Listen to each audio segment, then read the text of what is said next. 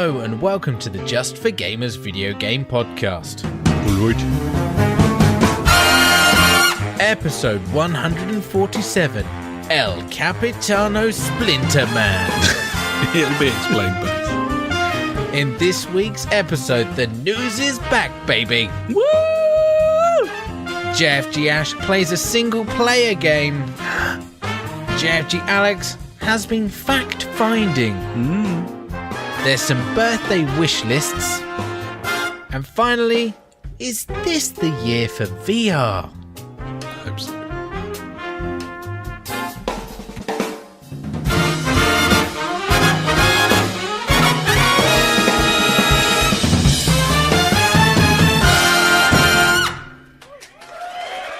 Hello and welcome to the JfG podcast. This is episode 147. My name is Alex and I'm joined as ever by my very good friend Ash. Hey buddy, how are you doing?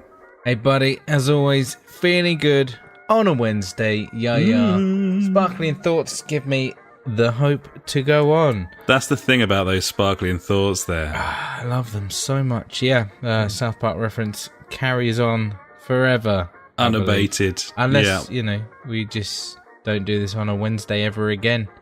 Then I guess it would stop. I mean, that would be unfortunate. Yeah, but hey, it's and Wednesday. Unexpected. It's podcast night. This week's topic, buddy, video games, if you didn't He know. knows all about it. He knows what the... I've been playing some games this week, all of which I've spoken about before.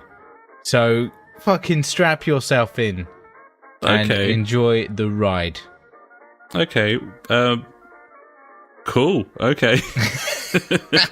Actually, no, there's one game that I have played this week with you and fellow listeners that, we can talk Friends of the about. podcast Friends there, yeah. of the podcast, yes, indeed. But, as tradition, I should probably talk about what I've been doing this week. And I was going to say, buddy, we'll Jesus be Christ, talking mate. about some video games as per the topic, but firstly, what have you been up to, buddy? How have you been spending these winter days? It's fucking snowed again, isn't it? I was complaining about it last week about the snow, and this week it snowed once again. January just will not fuck off, mate. Absolute shit show, son. It's the worst. Come on, Disgusting. February. I love that shit. Birthday month. Givens, buddy. Birthday month. See, most people hate February, but we don't. Why would you hate it? It's the best month. If it wasn't your birthday in February, I could imagine you having some beef with it. But then you remember, it's our birthdays, It's our buddy. birthdays, yeah. Can't go wrong with February, buddies. I love it. I can never say February right. Is that the right way of saying it, or is it February? I think the correct way of saying it is actually February. February. That as just in sounds with retarded. the R. But no one actually does that. They just say February. February. Just chuck a U after it. Just fuck off that R. Just pretend it don't exist, mate. It doesn't. No, I don't think it does exist. Sack it off. We should know. It's our birthday month, so we really are the leading exponents of It's February. the second I'd say. month. I'd play by the decimals or something. yeah, and that is fitting here, definitely. Yeah. So what are you up to, buddy? Snowed again. Went out in the snow. Went driving in the snow. Saw a car. Actually, it was a red van. Slide down the hill that I live on in the snow. I was like, wow, they shouldn't be driving down this hill in this weather. It's a steep motherfucker, that hill. It's a steep motherfucker. It is indeed. And yeah, they slid all the way down. Amazingly, didn't hit any other cars. I was like, I wish I captured it on video because it was one of them moments. I was just that is unlikely. It is highly unlikely because there's many cars on that hill, parked on the side. Oh, mate, literally, once again, nothing done this week. Trying to rack my brains about it today whilst having a poo, as is tradition, and just nothing's coming up, mate. Nothing whatsoever. Apart from, obviously, play some games. But yesterday, tried to play some games online. Couldn't, mate. Just couldn't play games online. PSN was down again. Not that I'm complaining. Great service. Glad I paid for it. When was the last time it was down? Yesterday. Was it? It was down yesterday. Yeah, but when was the last time it was down? Before yesterday. Before yesterday. Good question. I don't know. But It's been a very long time. I don't care. I think that service has gone down 3 times since I started paying for it in 2013. That's 3 times too many in my book. I got no beef, if I'm honest. I've got multiple beefs. 3 beefs. I suppose I cared less because I was playing single-player games anyway. So, well, yeah, I was going to play some Division or Destiny, you know, which I seem to be doing now. I seem to be playing the Division again. Okay. I've managed to pump 10 hours into that this week. I didn't see that. Didn't see that coming. But yeah, so I'll talk about that, I guess, again. Fill your boots, buddy. See if I care. Yeah, I know, right? So yeah, obviously I ended up playing some single player stuff yesterday, but what game, you asked, did I play? That's a fucking surprise for Leia. Oh yeah, you're welcome. Anyway, yeah, and finally, buddy, the God of War release date for PS4 got announced this week. It's the first game I've got a bit rigid over this year after watching the cinematic story trailer, I think they've called it. Have you seen it?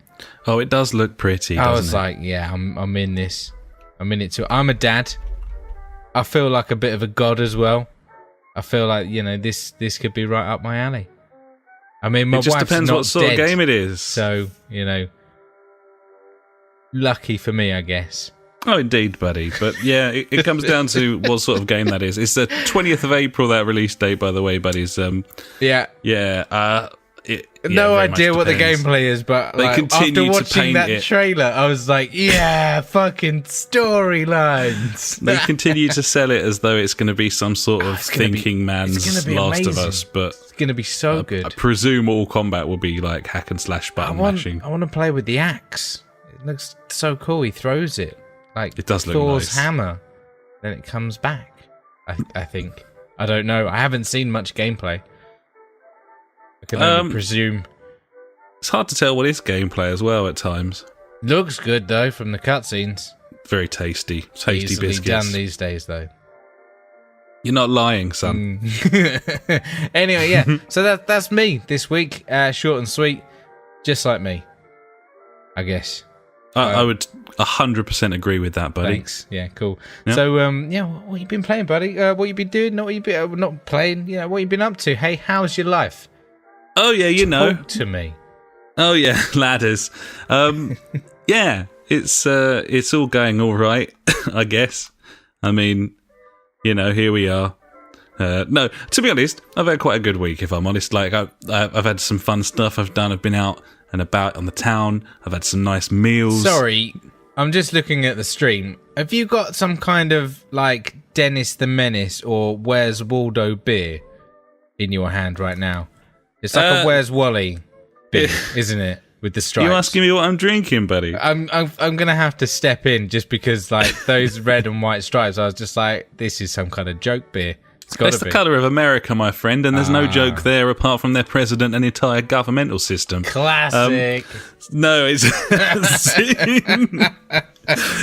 these are Budweiser's, buddy.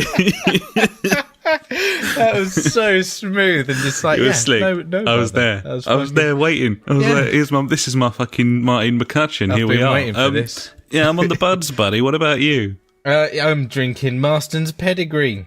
Yeah. Ooh, very tasty indeed, buddy. It's an alright amber ale. It was in the cheap section. That's why I got it. Very nice. I was on the old Landlord last night down the pub. Oh, I love a good pint of good Timothy session Taylor's ale, that. Landlord. Oh. Yeah. Can't go wrong with it, really. Oh, it's good.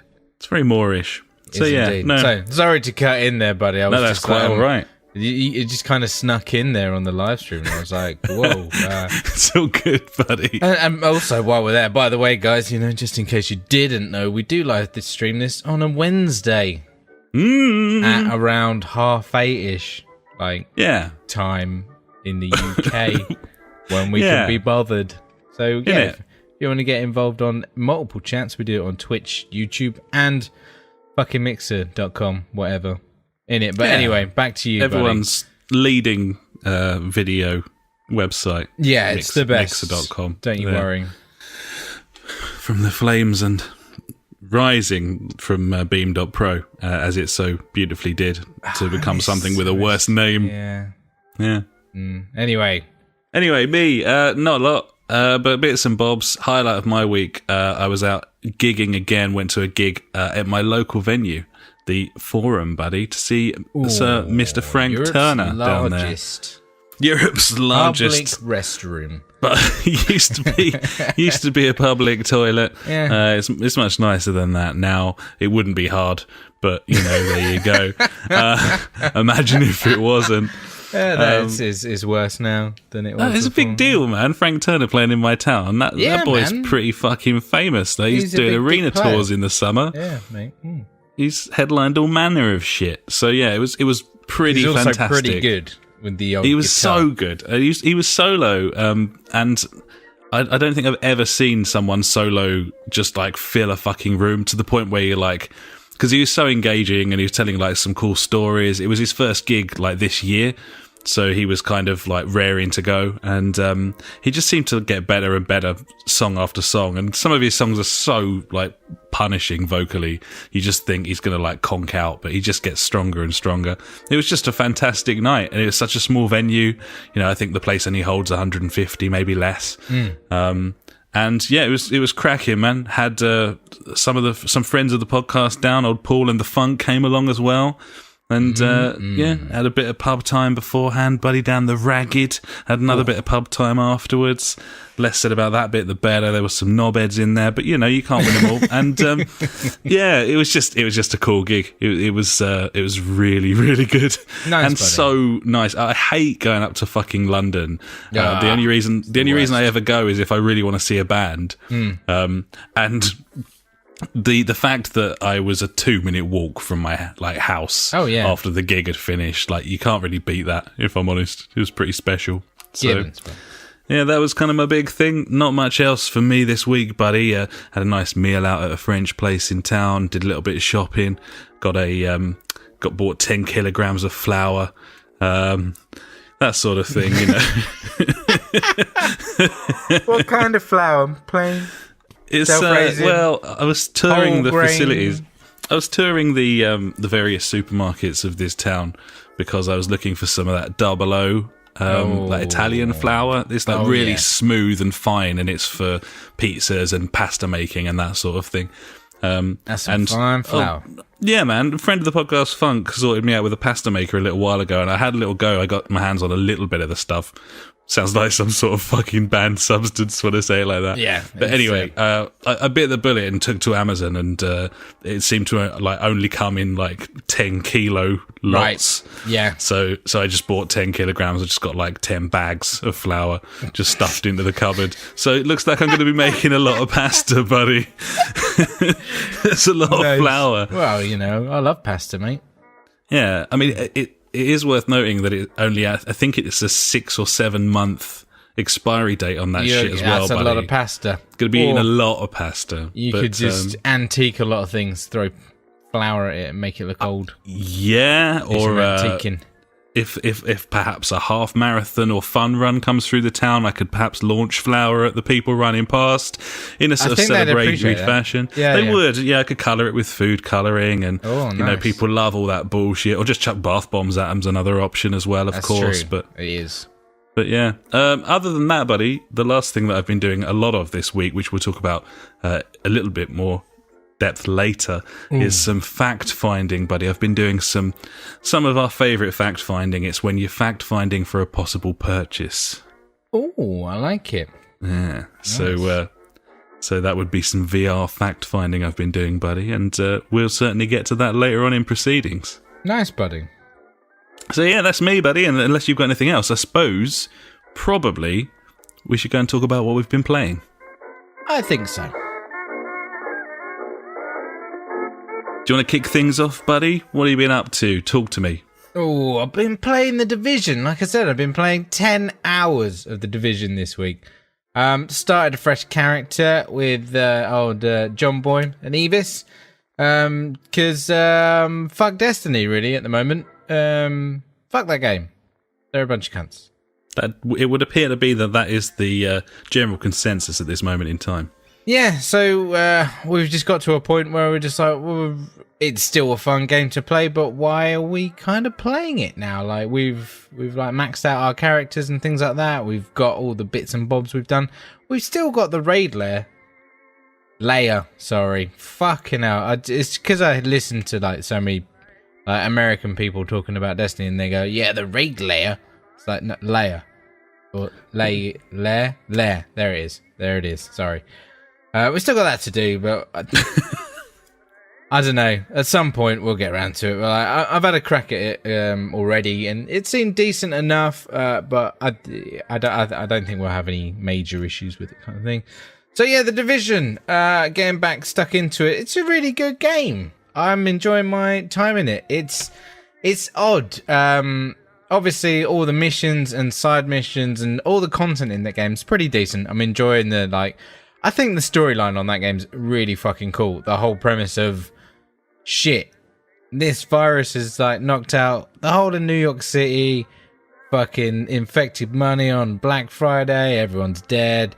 Yeah, man. I remember seeing that first reveal trailer for that and thinking, the premise is cool. Obviously, Ubisoft can't write a script, so obviously it does end there. But I mean, we've come across old Dr. I can't remember first name, Dr. Arse-Candle. She's a big favourite. And old brother of Rafa, old Roy Benitez. Oh yeah, Roy Benitez. Yeah. So it's bringing back some classic jokes that we had, which has been fun for me to relay them on. But spreading the joy. Yeah, given. It's a slightly frustrating game with the AI. With the fact that you shoot them in the head like 20 times and they're still not dead. You're like, okay, fucking great. Numbers popping out. Yeah. That's the game, though, isn't it? You play the game. Yeah, unapologetically so. Like, it never really claimed to be anything else. I think a lot of people kind of misconstrued it when it was first revealed because it's a Tom Clancy game. You don't expect that sort of... Exactly, arcade. Arcadiness or RPGness or whatever. Exactly, yeah.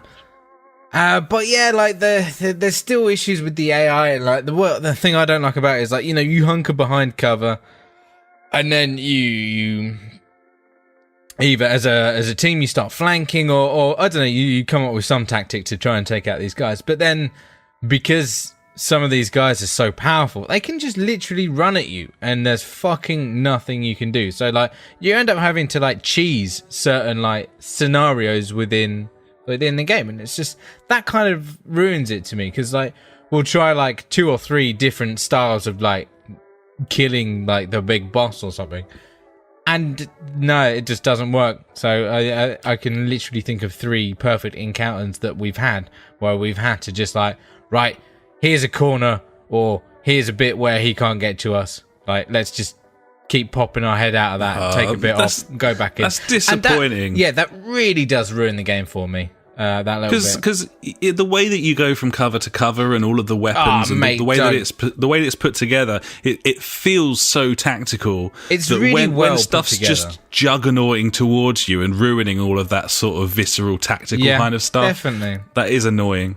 Yeah, because like you say, like all the equipment in there, like all the mod systems, all the attachments. There's so many different things. Like there's the traits to unlock as well. I'm really enjoying like upgrading my base again. Like that was a really cool feature. Like the home base, as we called it. Home base. It was like it's derelict. There's nothing there. And then like by doing the missions, you're actually building it up, and by doing that, you're getting better perks. And there's so much good with that game. And I think they must have like done some graphical upgrades on it because it looks really good for like a game that's 3 years old. I think I said that to you a couple of weeks ago when I picked it up and played that fucking shithouse PvP mode. I remember this game being quite pretty but having obvious holes with like sometimes you're just presented with a texture and you're like, what the fuck is this? Which is quite a common Ubisoft thing. Yeah, totally. Wild Pants as well. But it looks better than I remember. They've clearly made some tweaks, and and it felt like it ran more smoothly when I played it through, like compared to that There's first still like encounter we had with pop-in it. and stuff going on in the distance, which Yeah. I mean, I can, whatever. That's cool. That's fine. Console game, innit? That will happen. It's been that way forever. Yeah, but one thing which was strange that like all of us said, like when we were like first into it, like you get out the first like area, you get into the city, get through that first base, and then you're out into the city kind of thing.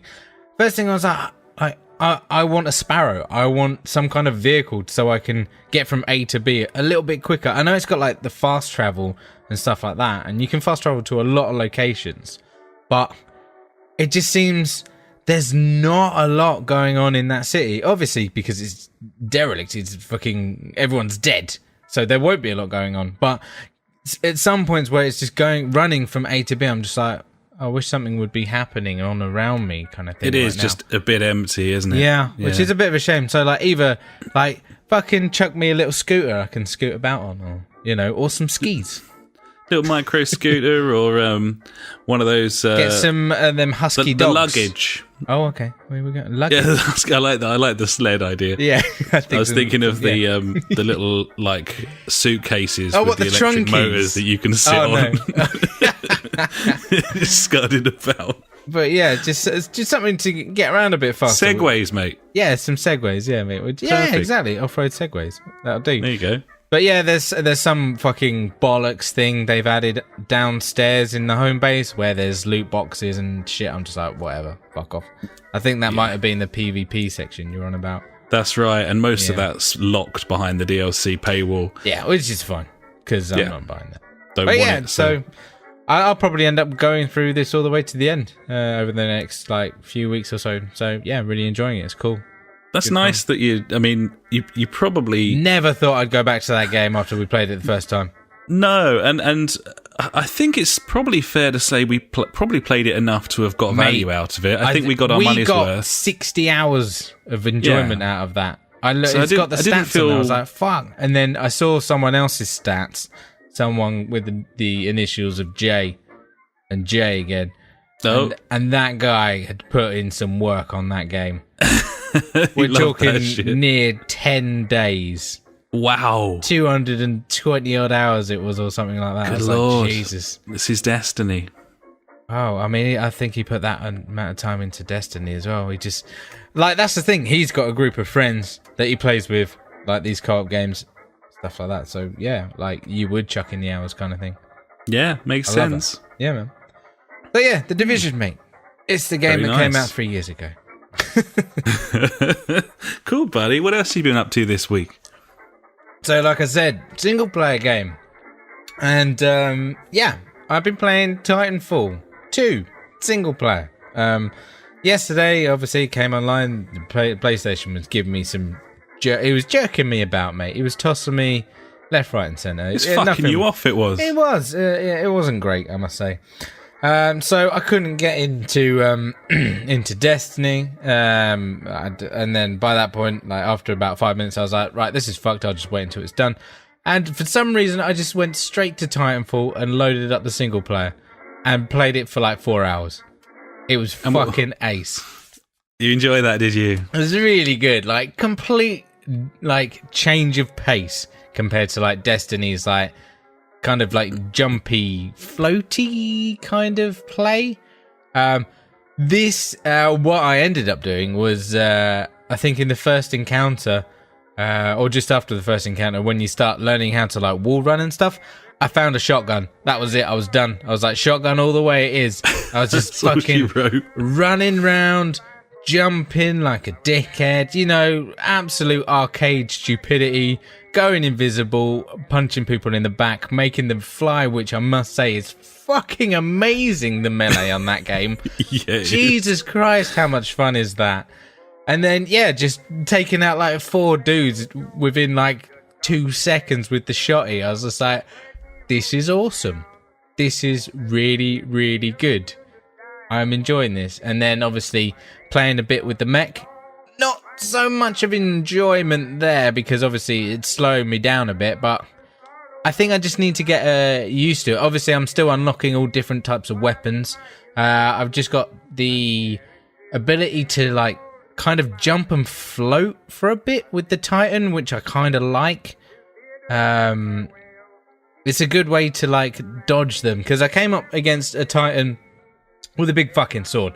I was like, shit, they're gonna get in close, try and fuck me up. And I was like, right, if I just fly in the sky, they can't hit me. So every time it charged up, I was just like, press triangle, floated up in there. I was just like, blah, blah, blah, blah, blah, blah, shooting fuck out of them from above. I'm like, wah. I think when they first introduced the Titan to you in that campaign mode, they're probably trying to stop you from being overwhelmed by keeping it very corridor based and linear. Definitely. And that kind of feels a little bit restrictive if you were expecting sort of more expansive gameplay. I'm sure it gets there.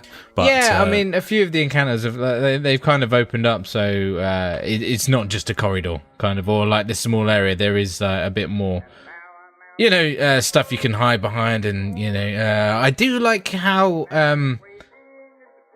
when your health does get so low, it highlights on your screen where the nearest like health pack or power battery pack or whatever it is you need.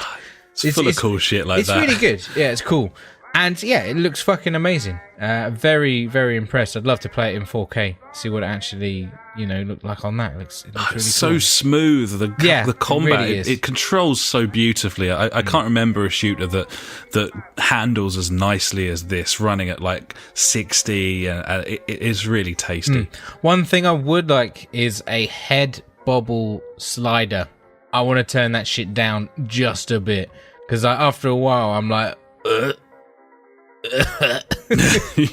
Making me feel a bit fucking ill, because like obviously like it's a fast-paced game. You have to just keep running around and just fucking shit up. Like I used the what I was running was like I had a shotgun and then I had a sniper as well, because like for certain occasions you need that long range weapon there to take out people in the distance that are trying to snipe you.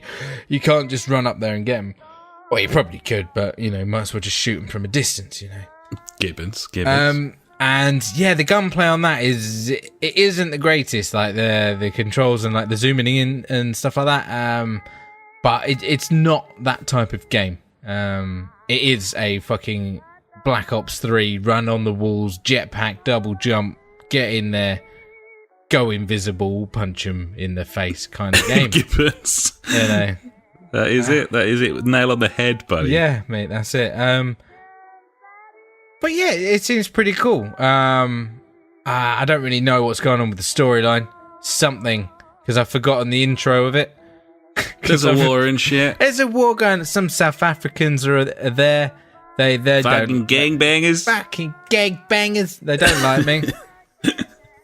For whatever reason. They do like my Titan though. The old Vanguard. It's a classic, buddy. Apparently, and when everyone sees it, they go fucking mental about it. They love a bit of it. Yeah, I desperately want to play some of the multiplayer now, buddy. So there's a nice segue for you. Yes, buddy. This week I've been playing Titanfall 2 multiplayer. How's that been? Oh my god. Oh really? Oh my god. As in, like, oh my god, good. I've found our new shooter. Oh yeah, get in, buddy. I'm there. It's so much fun. Okay. Like, this is all you're going to need, is what I'm going to say now. Like, I played for an hour and a half on my own, and I had a brilliant time all the way through, despite being the lowest ranked player on any of the lobbies that I was in. From video games, it was buddy. Fucking fantastic. Absolutely brilliant. I was sort of ranking kind of in the middle, which isn't too bad. So I didn't really feel like I was getting like boned, but also like obviously there were clearly some people who knew their fucking salt. They know. I mean, this game is a year and a half old, maybe just a bit less than that, and there's. It's not the biggest first person shooter out there. Obviously, you got your CODs, you got your Battlefields. I mean, the player base must be fairly. They're going to be limited, pretty decent, Yeah, very much. The people that so. are still playing this.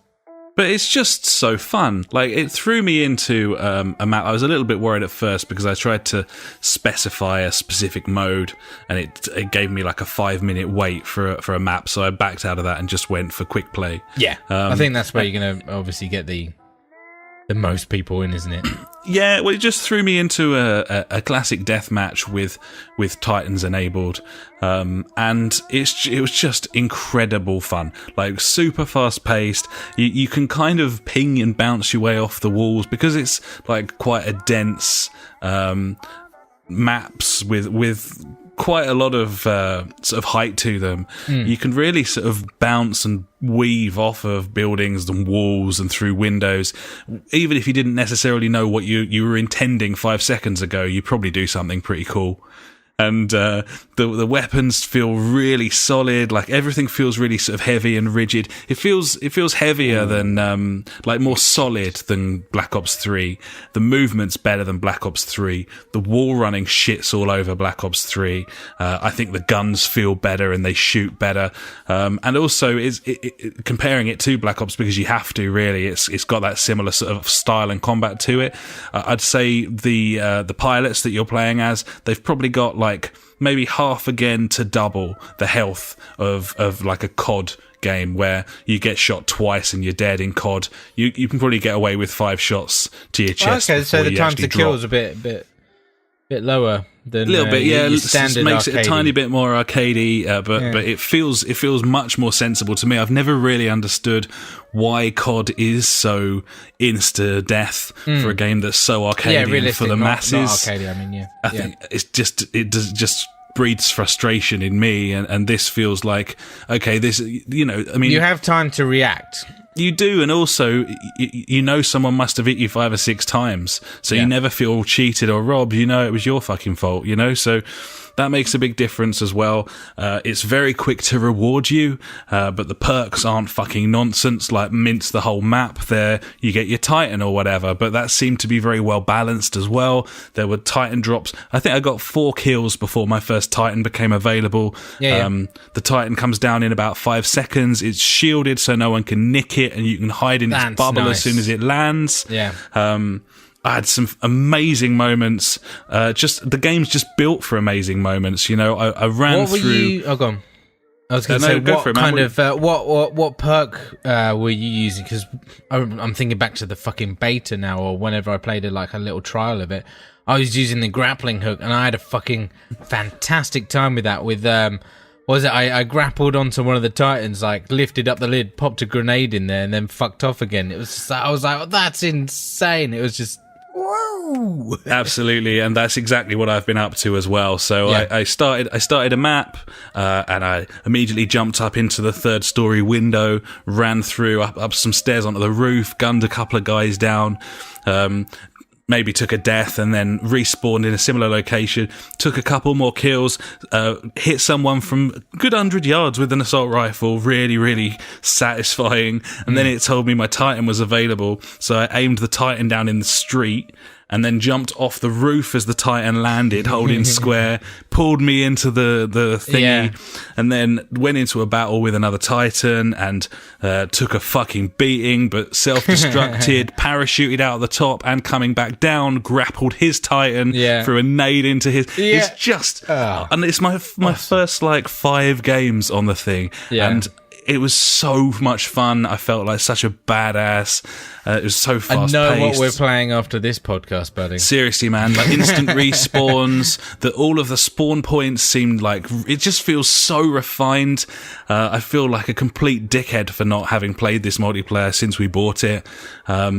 It's just, honestly, I had such a good time, and we are crying out for a multiplayer shooter at the moment, and honestly, I can't look past this. It's fucking great. If I'm playing a shooter solo, then, like, because I'm not the biggest, like, multiplayer FPS fan. Like, I get kind of annoyed easily through lack of talent and time, and it means that. Well, it's true though. Yeah, like, no, I know I'm what not you're willing saying, to put 150 hours into a shooter. So when I inevitably go and play Battlefield 1, I can get mullered, and there's not really anywhere for me to go because I've put all the hours in already. I'm that level. I'm just not, holding up my end of the bargain from a gameplay perspective. So I know what you're saying.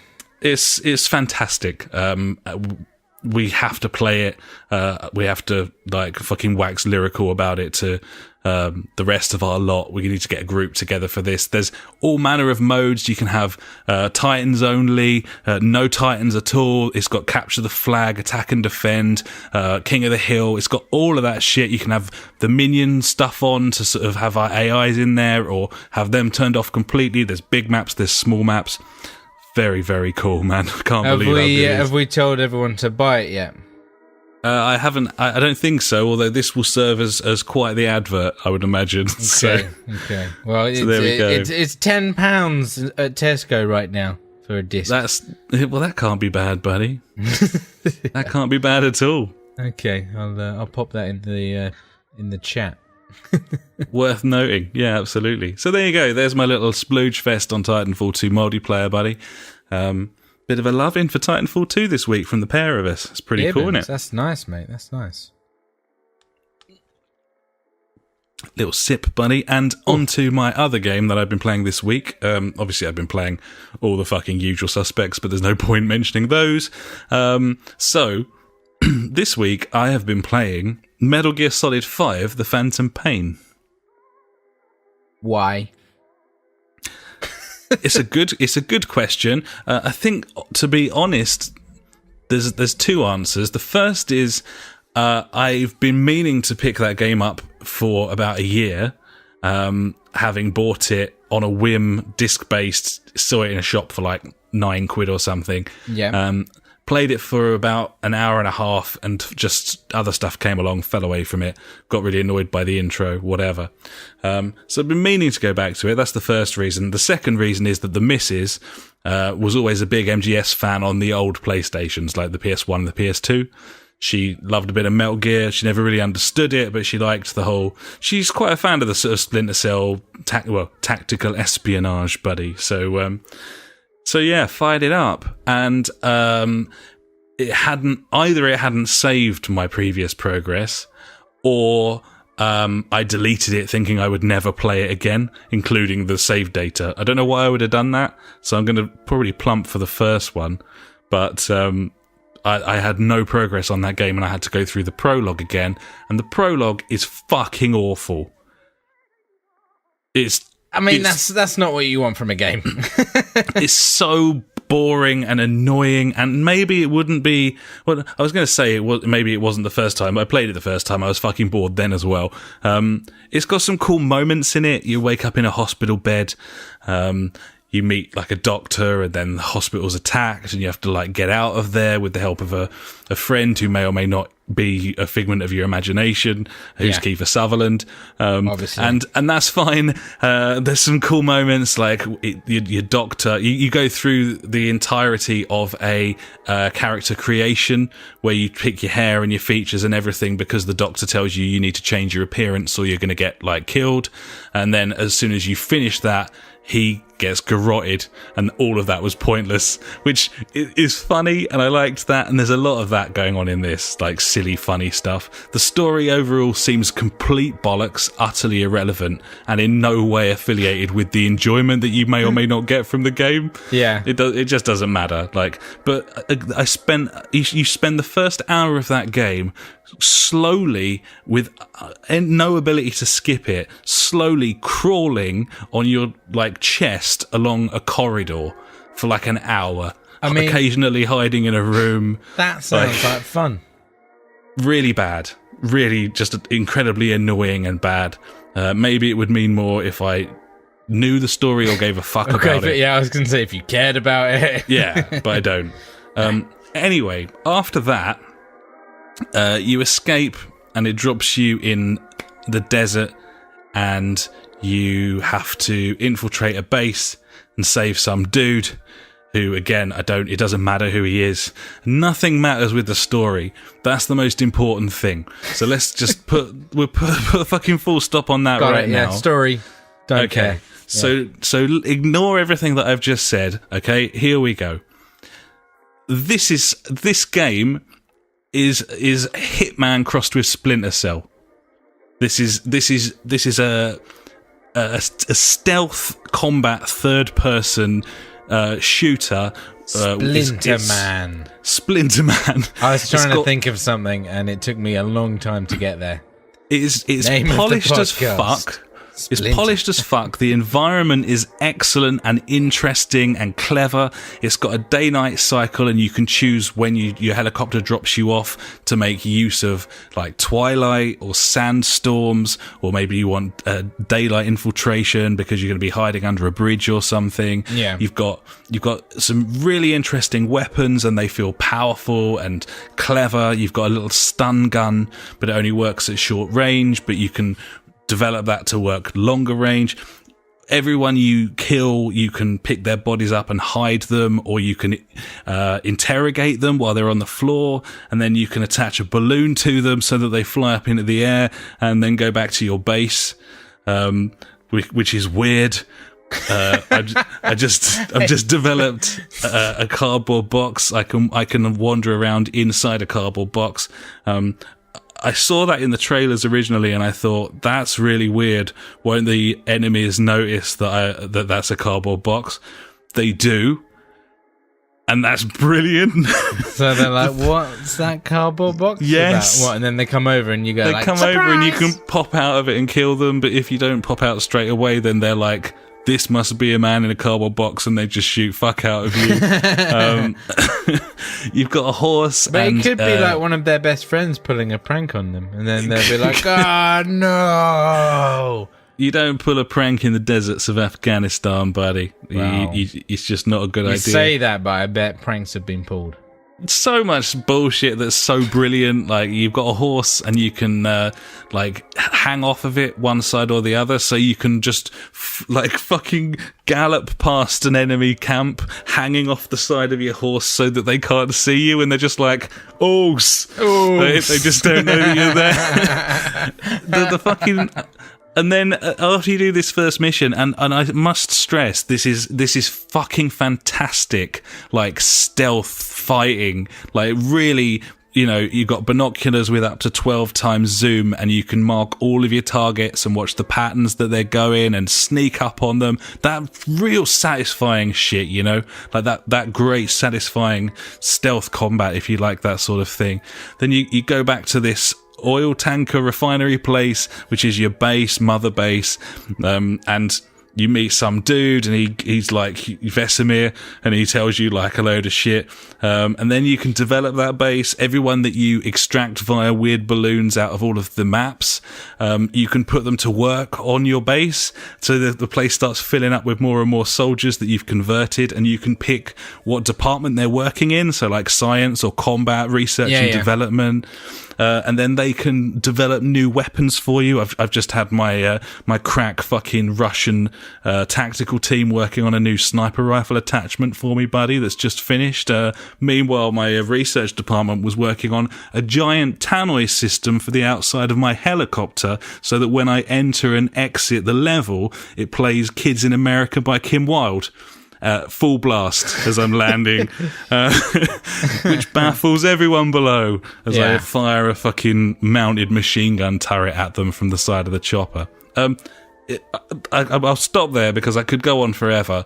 This game is so much fun. I think it was PS Plus a few months ago. I hope everyone picked it up and downloaded it. I'm having a fucking ball with this game. It's scratched that itch that I needed for some sort of single player experience since The Witcher. If you like Splinter Cell, if you like Ghost Recon, if you like Hitman, even like stuff like Dishonored, where you're doing a lot of stealth killing and stuff, it's fucking great. Just ignore the story completely.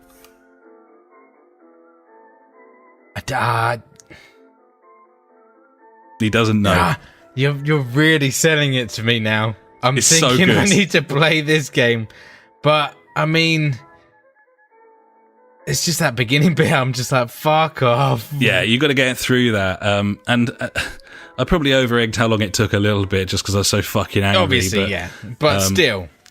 Fucking it's pretty frustrating. The first half hour of that game is very, very slow and annoying, and you've just got to get through it. But the actual when the game opens out, you're dropped in that open world. So much cool stuff, man. Like, I did one mission. You don't have to go back to your base between missions, by the way. The mission ends, and then the credits roll saying all of the characters that were involved in that mission, like at the end of an episode of a television show.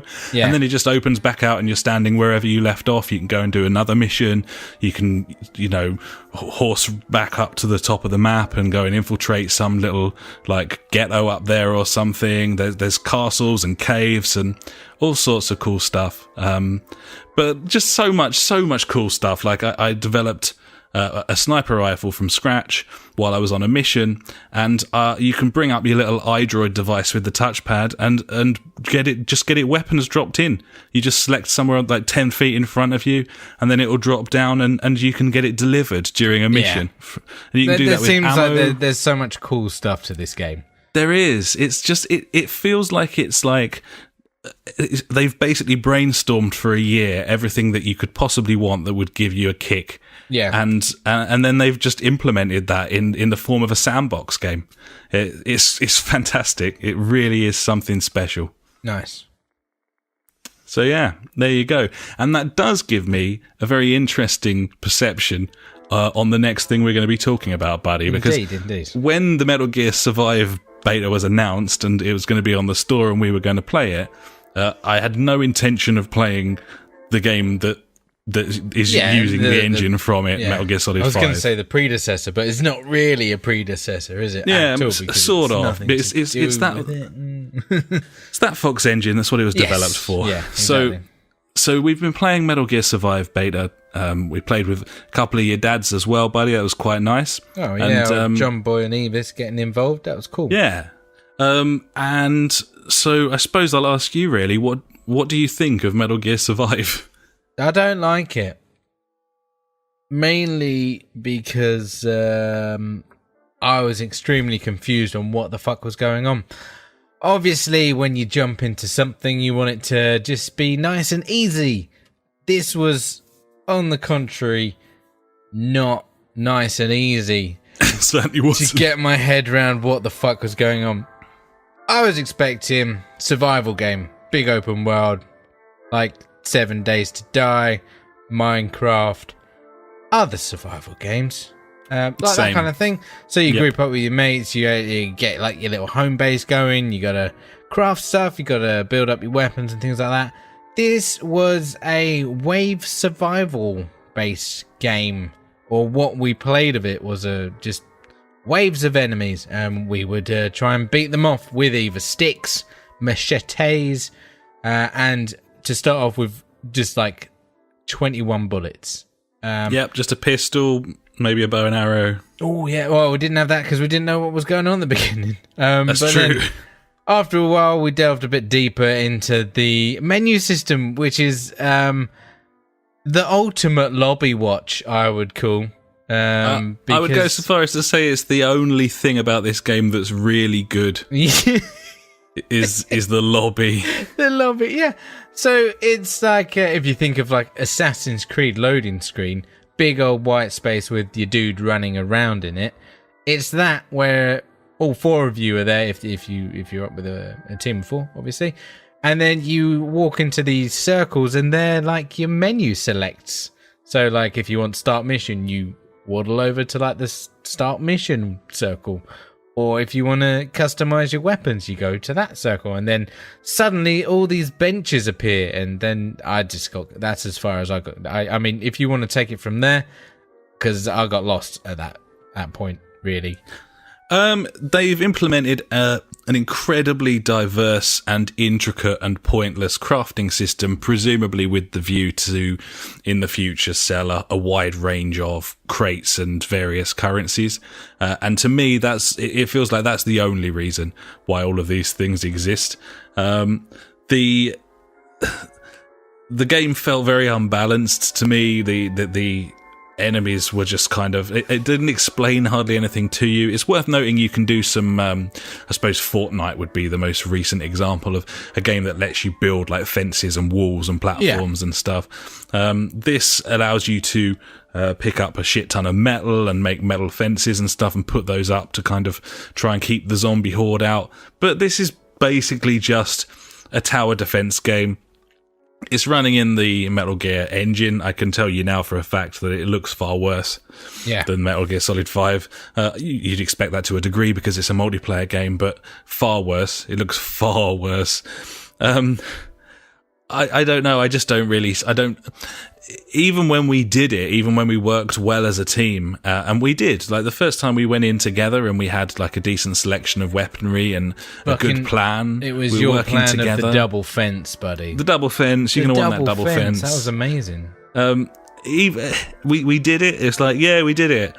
Was it fun though? And the answer for me wasn't. No, not really. No, it all felt a bit pointless, if I'm honest. Yeah. Yeah, it wasn't great. The selection of weapons was poor.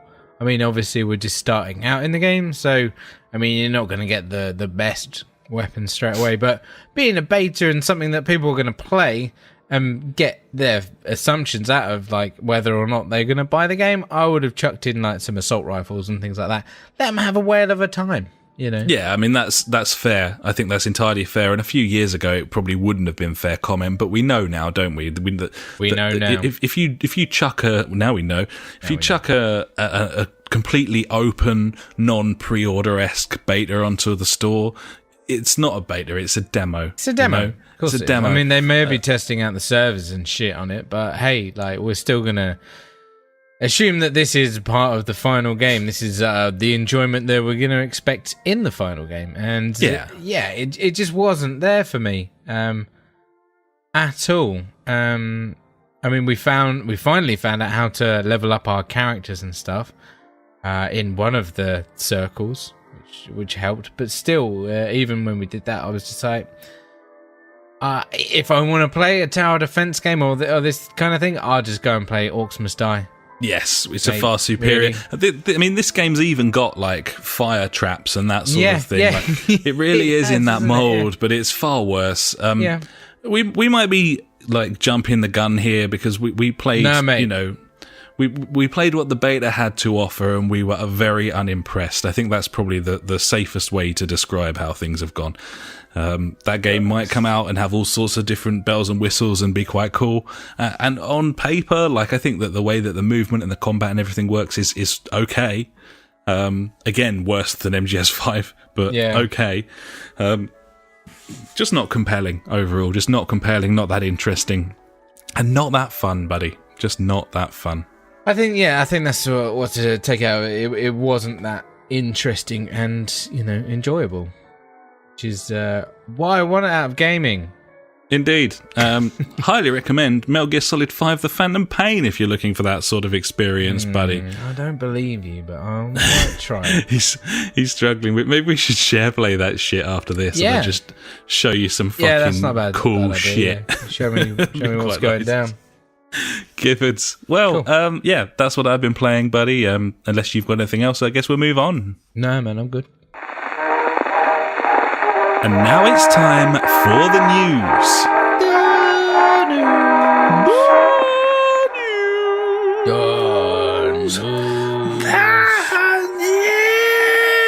Fucking news. Number one. Number Wang, buddy. What on earth? Let's talk about Nintendo Labo.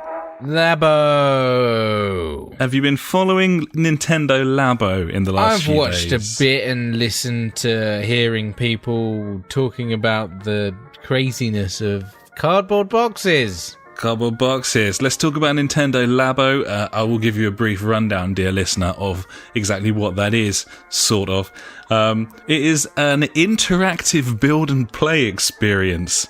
It's essentially sheets of cardboard, the sort of kind of Airfix model, like you assemble basically. So it's a sheet of cardboard with whatever's on it that you've bought. You punch out the pieces, you do the folding, you do the building, and then you play with them as they interface with the Switch, both its screen and its Joy-Cons. There is like a walkthrough construction software on the Switch showing each step, like a step-by-step guide of how to create these things.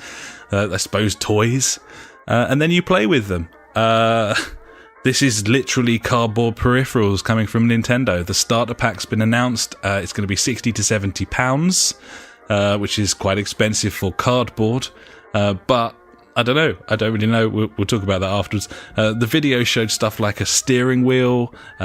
So think a steering wheel, but you can plug the Joy-Cons in either side, and then obviously they're measuring your turns because they're the Joy-Cons and they've got the motion detection in them. Gyroscopic movement something. or whatever. Same with a fishing rod that you I was very interested by the fishing rod. Yeah, it comes with a rope and everything that you attach. I mean, a that piano. sounds good to me. Piano looks cool. Robot looks good. It looked like there's some kind of shotgun in there. I was like, okay, that's cool. A little house with a roof terrace as well. I mean, there's...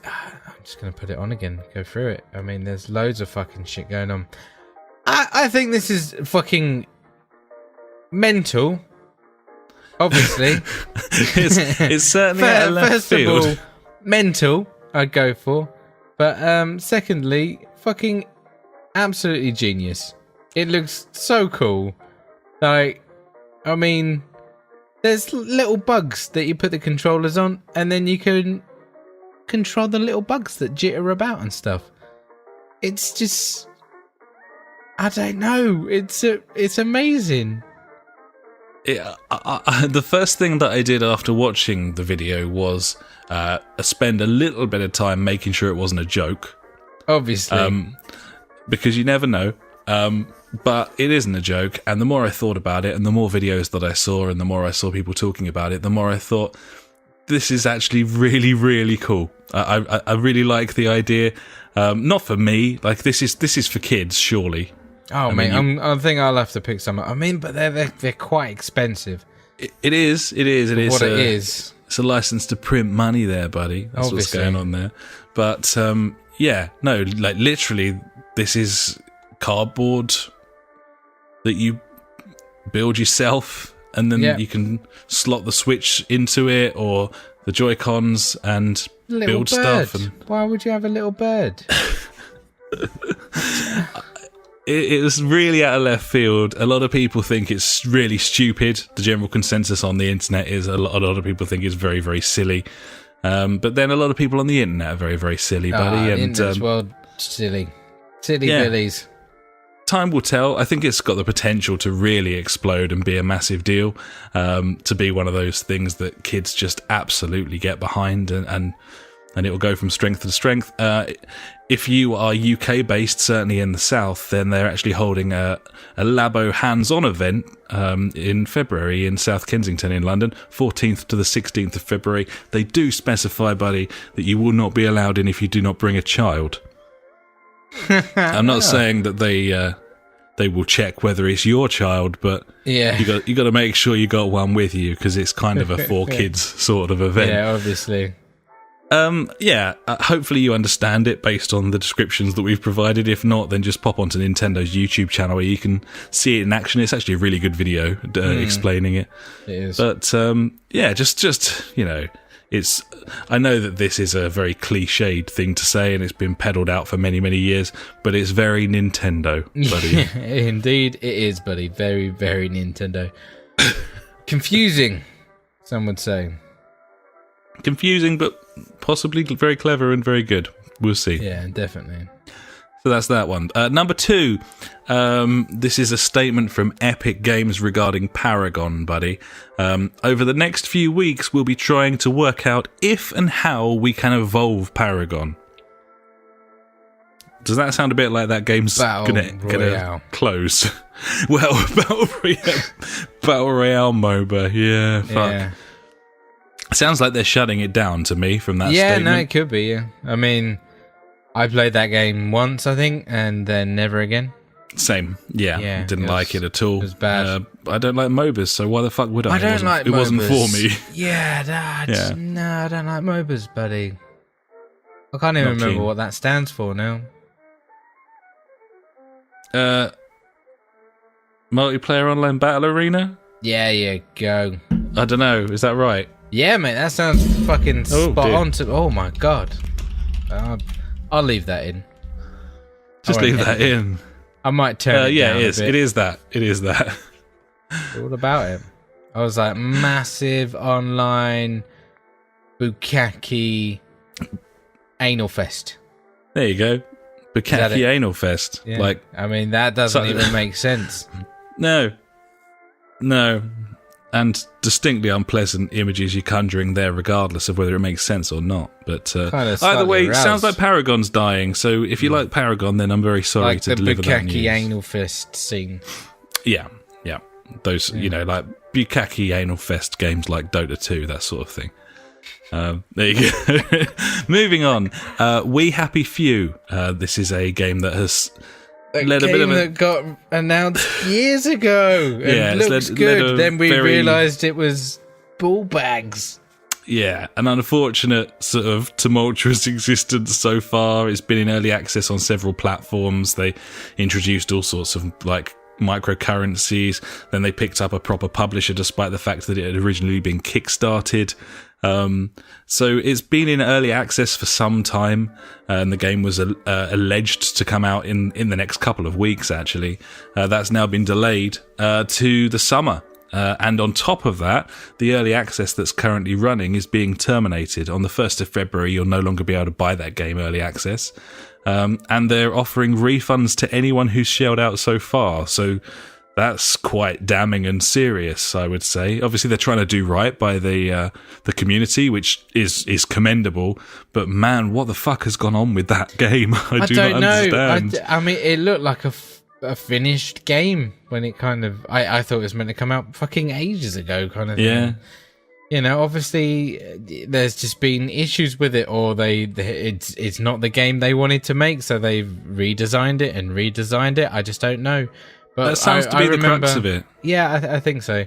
But I just remember watching that first trailer for it, and just being like, "Oh, that's a really good idea for a game." The whole people taking crazy pills, so everything's fine. Yeah, and it had a bit of 1984 about it. It was kind of dystopian. Bunch of weirdos and you're the odd one out kind of thing. It looked very interesting. So it looked like it was going to be a cool single player story campaign-y kind of thing, and then it turned out to be a survival game, was it? Yeah, basically, yeah. You had to go out into the world getting crafty bits and coming back to home base, and I don't know.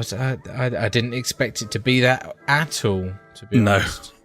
Very confusing, and that immediately put me off that game, and that's probably why it's just gone off my radar. Obviously, I think that's the case with a lot of people, to be honest, buddy. But yeah, just a heads up: if you have paid for that, if you did give it a go, and you've parted with your cash, and you aren't happy with the way that things have turned out, then they're offering wall-to-wall refunds to all customers. So that's really good.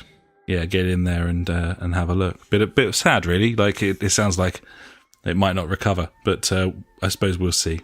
Did you see that people are getting refunded for The Crew 2? I think it was as well. Oh, really? Yeah, I think... I don't know if it's been delayed again, but I saw a headline saying that one of the Ubisoft games, anyway. It could have been Far Cry 5, I can't remember. I think it might have been Far Cry 5, actually. I know they've announced some new packages and DLCs and fucking Season Pass bullshit and stuff for that. But yeah, anyone that pre-ordered whatever game it was, they're getting their monies back. Kind of like what happened with the Fractured Butthole. Yeah, and to be fair to them, they did do that, and they actually emailed offering that, so I suppose that's cool. Because it's your choice if you want to part with your cash, isn't it? Early doors, so... Yeah, true. There we go. Well, anyway, not sure about that one, but we'll keep an eye on it and keep you posted on it. This is the bit where I would normally probably have something relating to Destiny, but to be honest, I can't even read past just the headline anymore. I'm so tired of it. So it's a constant fucking bashing of retardation, I would say. What was it this time? I can't even remember. The faction. I don't even know. Was it? Yeah, they've said this one's on us, as if the others weren't. And I mean, this is starting to make mainstream headlines now. Yeah, I mean, there was a thing today saying that this could hurt Activision's whatever money they earn or some bollocks. Yeah, it was MSNBC reporting in the States, like in prime time. It's becoming on a par of Battlefront, I guess, now. I suppose, I mean, the question that I would have is, regardless of what the fuck they do at this point, how much of their business model was based on people continuing to play, possibly parting with, because everyone's bought it already. Like, regardless of people are saying that, oh, Destiny 2's in trouble, it's all fucked. Everyone's already bought it. Yeah, so, exactly. I so don't know how they much fucked? they were they planning on people getting like the DLC and using the microtransactions? I don't know. I guess. I mean, it's Activision, so yes, but yeah, obviously. But I know, we all know that like Destiny, the original one, or Destiny 1 or whatever, had like a large player base throughout the entire, 3 years of existence with that. It found massive communities and things like that. So they were on about the Twitch streaming figures or something, and how from December last year to December this year, they're down like 10,000 or something like that. I don't know. So, I guess that is bad. Like, a lot of the streamers of, like, the highbrow streamers that stream Destiny, they've said, yeah, we're looking at other games now to play because there's nothing in this game anymore, unfortunately. So, it's going to hurt it, I guess. It would be lovely to know. We'll never know, but it would be lovely to know the business model there broken into. There is a piece of paper somewhere where they've worked it out, like how much percentage were they banking on from first-time sales, how much percentage were they banking on from DLC. What does it take to hurt them? They've already sold millions of copies. Those games have been sold already. People have forked out, whether they're playing or not. At that stage is fucking irrelevant. Obviously, they're banking on people spending on DLC, on microtransactions, and presumably, and I've always wondered this, I don't know if this is true because we're not like a proper games publication with inside media knowledge, but I've always wondered whether the major networks, i.e., PSN and whether Sony and Microsoft, do they subsidize Activision if their game is pulling in sort of X thousands of players maybe on their services? I don't know if that's the case. Well, there's a thing of the exclusive like shit that you get with the game. So like PlayStation gets stuff before Xbox. So like therefore Sony must have paid out a big old chunk of change to Activision to get that exclusivity stuff. So if the game isn't pulling in the crowds anymore, then Sony will be like, no, we don't want to give you money. Don't bother next time. Exactly. Yeah, so no, it's true. I guess it will could hurt them in the long run, kind of thing. But yeah. Who knows, mate? Destiny, blah, blah, blah. Like you said. Yeah. Constant blah, blah, blah. Retardation. Constant. And it's impossible to keep up with it all. But it's funny now. They're like... Because what they do, like, I think it's like every Thursday, they release, like, this week at Bungie, it's a big update about the game. And now they're even, like, the day before or 2 days before, they're like, this is what's going to be in the notes this week. Like, they're trying to, like... communicate even more. Like, I was just like, okay, just good luck. That's very confusing. It is. It feels like that game's got everything. Everything about it is an MMO apart from the actual game. Yeah, that's the weird thing. But either way, I'm just sick of those fucking tokens, mate. Seriously, just get rid of them. Just them. wrecked it. It's all just a fucking loot box experience. Like every part of that game is just like loot box. Like I like a little bit, I like the what am I gonna get kind of thing. Provided it's attainable without spending real physical obviously cash. Yeah, I mean, like all the tokens, like you earn tokens, and provided you're enjoying everything. The grind, you're enjoying playing the game. Like that's the thing for me. I love playing the game because the gameplay is great. And then, obviously, all the tokens that you earn from doing whatever fucking thing you're doing, like the strikes, the public events, whatever you're doing, you get tokens for doing it. And then you go hand them in. It's like, oh, what am I going to get this time kind of thing. Yay.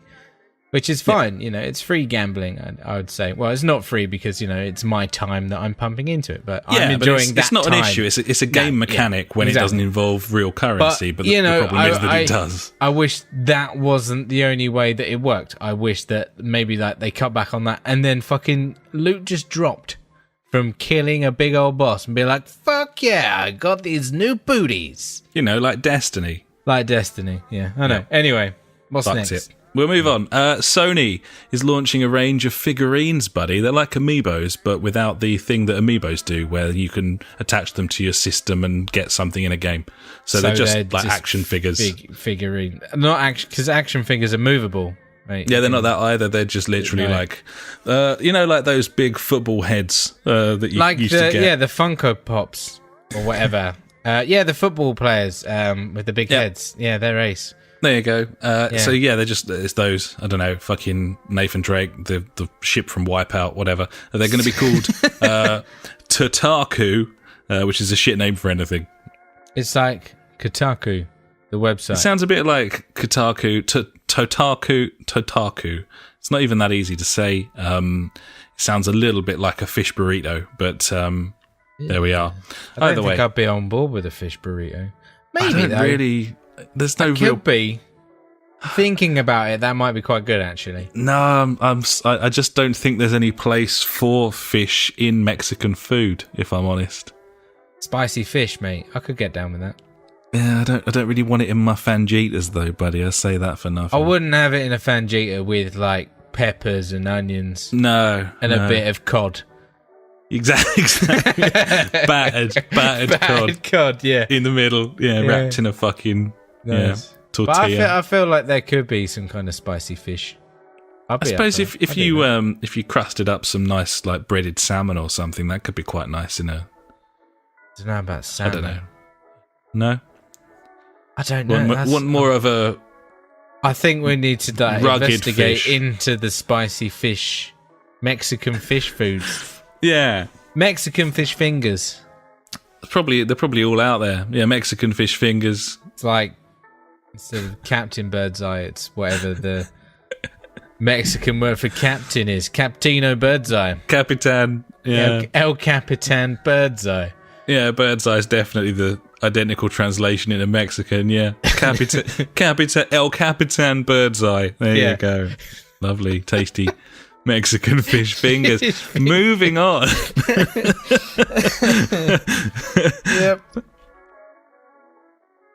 Yep. Please. Moving on. I thought you were Googling El Capitan Bird. I wasn't making sure he was real. So anyway, this is actually really important. So not serious importance. I sounded like I was going to be making some sort of fucking announcement as to your future health. That's not what's going on here, buddies. But I will say this. Have you seen this, buddy, by the way?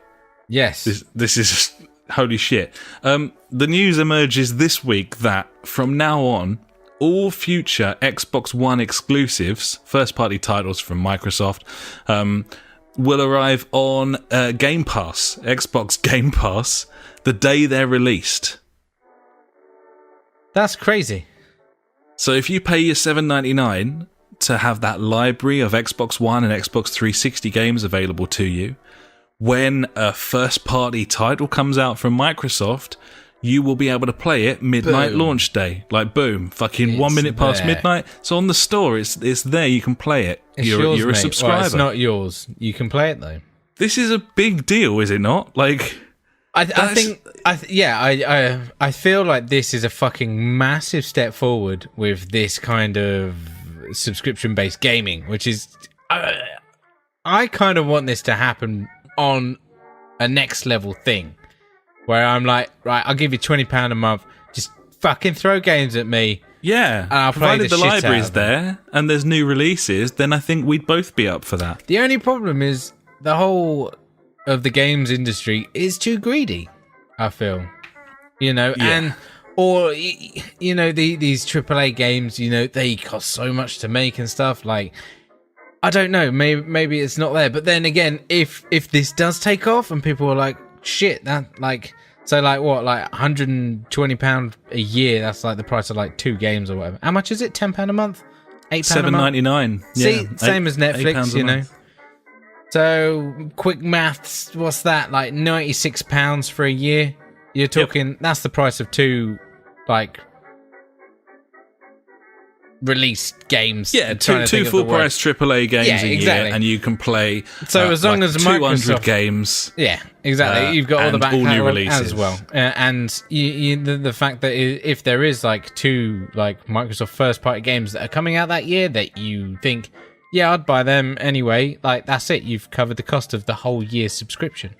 Just from memory, this one isn't from memory because it was the first part to be announced. 20th of March, this will start with Sea of Thieves. You'll be able to play that. You'd be able to play that as soon as it launches if you are a Game Pass subscriber.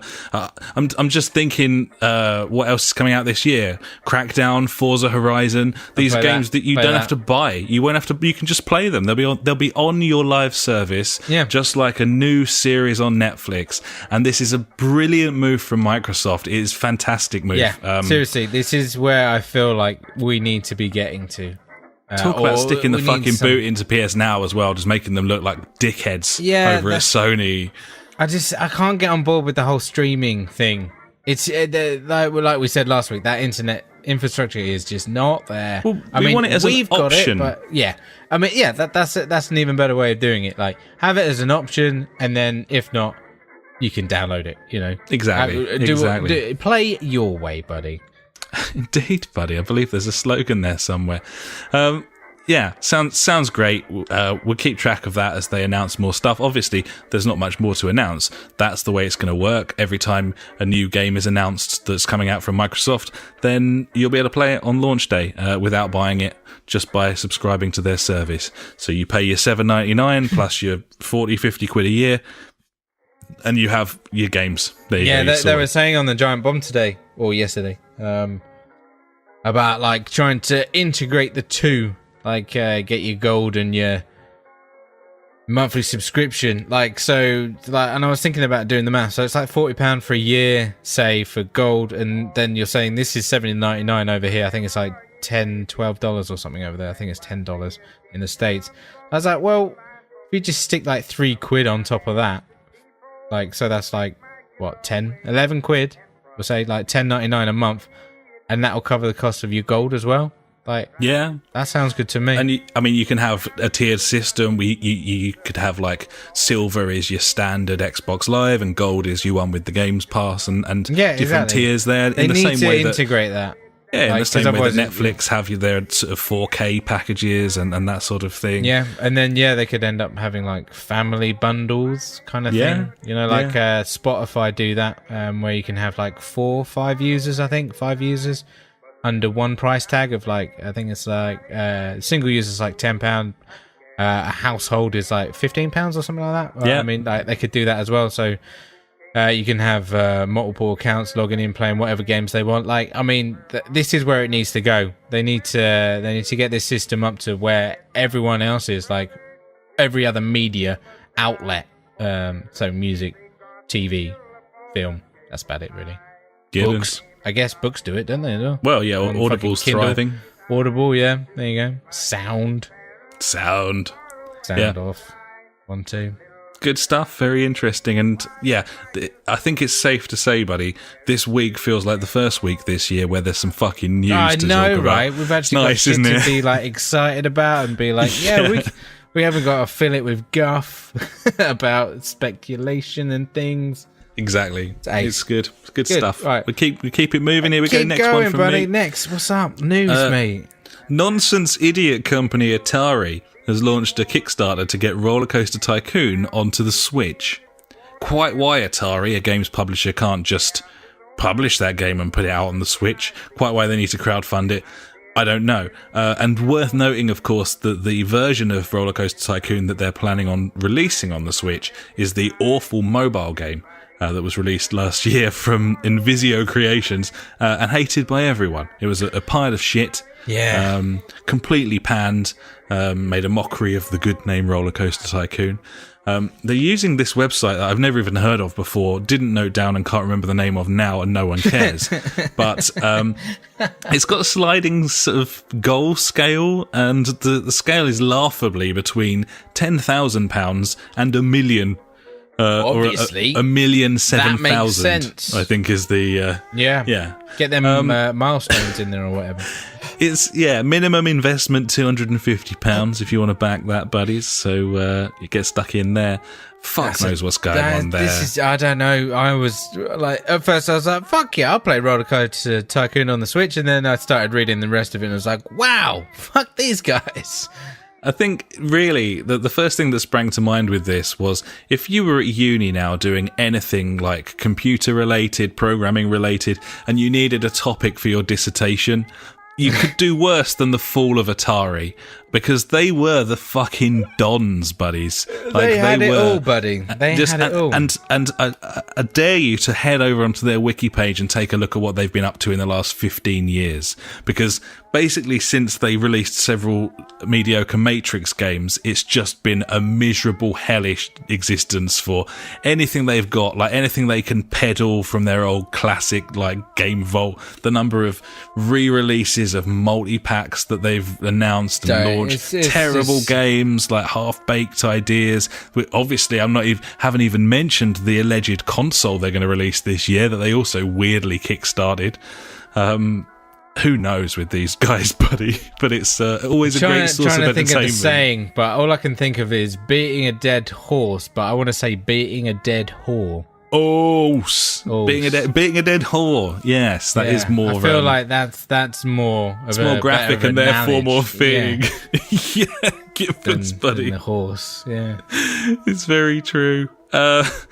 Finally, for me, although I do have to very quickly mention, while we're talking about Ubisoft, which is my final headline, that Ubisoft have released an update, or are releasing an update this week for Ghost Recon Wild Pants to add loot crates to Ghost Recon Wild Pants. Yeah, I did see that. It's all cosmetic. It's all cosmetic. And you'll never get the same thing ever again. It's always going to be different, mate. Yeah, no dupes, and all just clothes and stuff. Great. They'll be giving you a free crate. One for the main story campaign and one for the... One for the money, two for the show. Ghost War. Yeah, 3 to get ready. Now, fuck off Ubisoft, I think, as the song goes. You're a bunch of cunts. You fucking cunts. Yeah.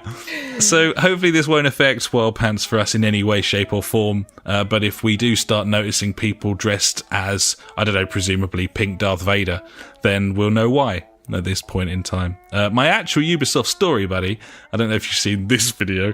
Ubisoft have launched an awful looking thing called Gaming Assistant. Ubisoft Sam, it's called. Basically, it's like Siri. Sam Fisher? It is unfortunately not Michael Ironside voicing this. What? It's some terrible faux robot, or phobot, as I'll call it. Phobot, nice. Basically, it's Ubisoft Siri. So they've got one of these oppressively awful videos of some fucking dickhead that you hate going about his daily life from a POV cam. And he's like, Sam, how many hours have I played of Assassin's Creed? And it goes, you have played Assassin's Creed for 23 hours. And then he's like, show me a trailer of The Crew 2. And she's like, showing you trailer. And then he goes, can you help me buy that? She's like, I certainly can. And then brings up like a link to the fucking Ubisoft store. Man. Oh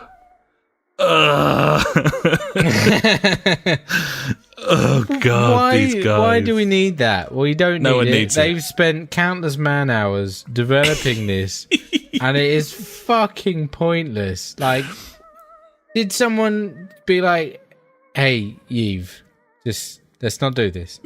He's like, Sam. I'd imagine Vivendi have been making some calls this week to shareholders going, seriously, sell your shares. Sell, look at what these fucking clowns are doing. These clowns, yeah. Anyway, that's a video worth watching, buddies, if you're up for a giggle. Ubisoft Sam there. And that concludes my news, buddy. So I think it's probably time to hand over to you for my favourite section, and presumably the listeners as well, and that would be Ash's News Favourite Things of the Week.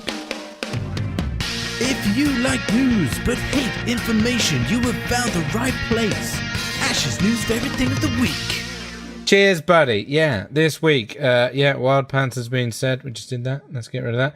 Minecraft has sold over 144 million copies, and yet it still has 75 million monthly active users. That's insane. That is quite insane.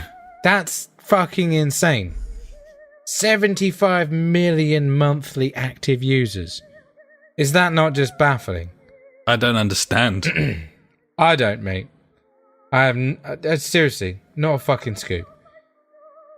I've already mentioned that God of War has a release date of April 20th. Maybe I probably didn't say that, but that's the release date, April 20th. That's the one. That's coming out. John Cena in talks to play Duke Nukem in the Duke Nukem film. I can see that. I could see that. Yeah. He's a bit of a meathead.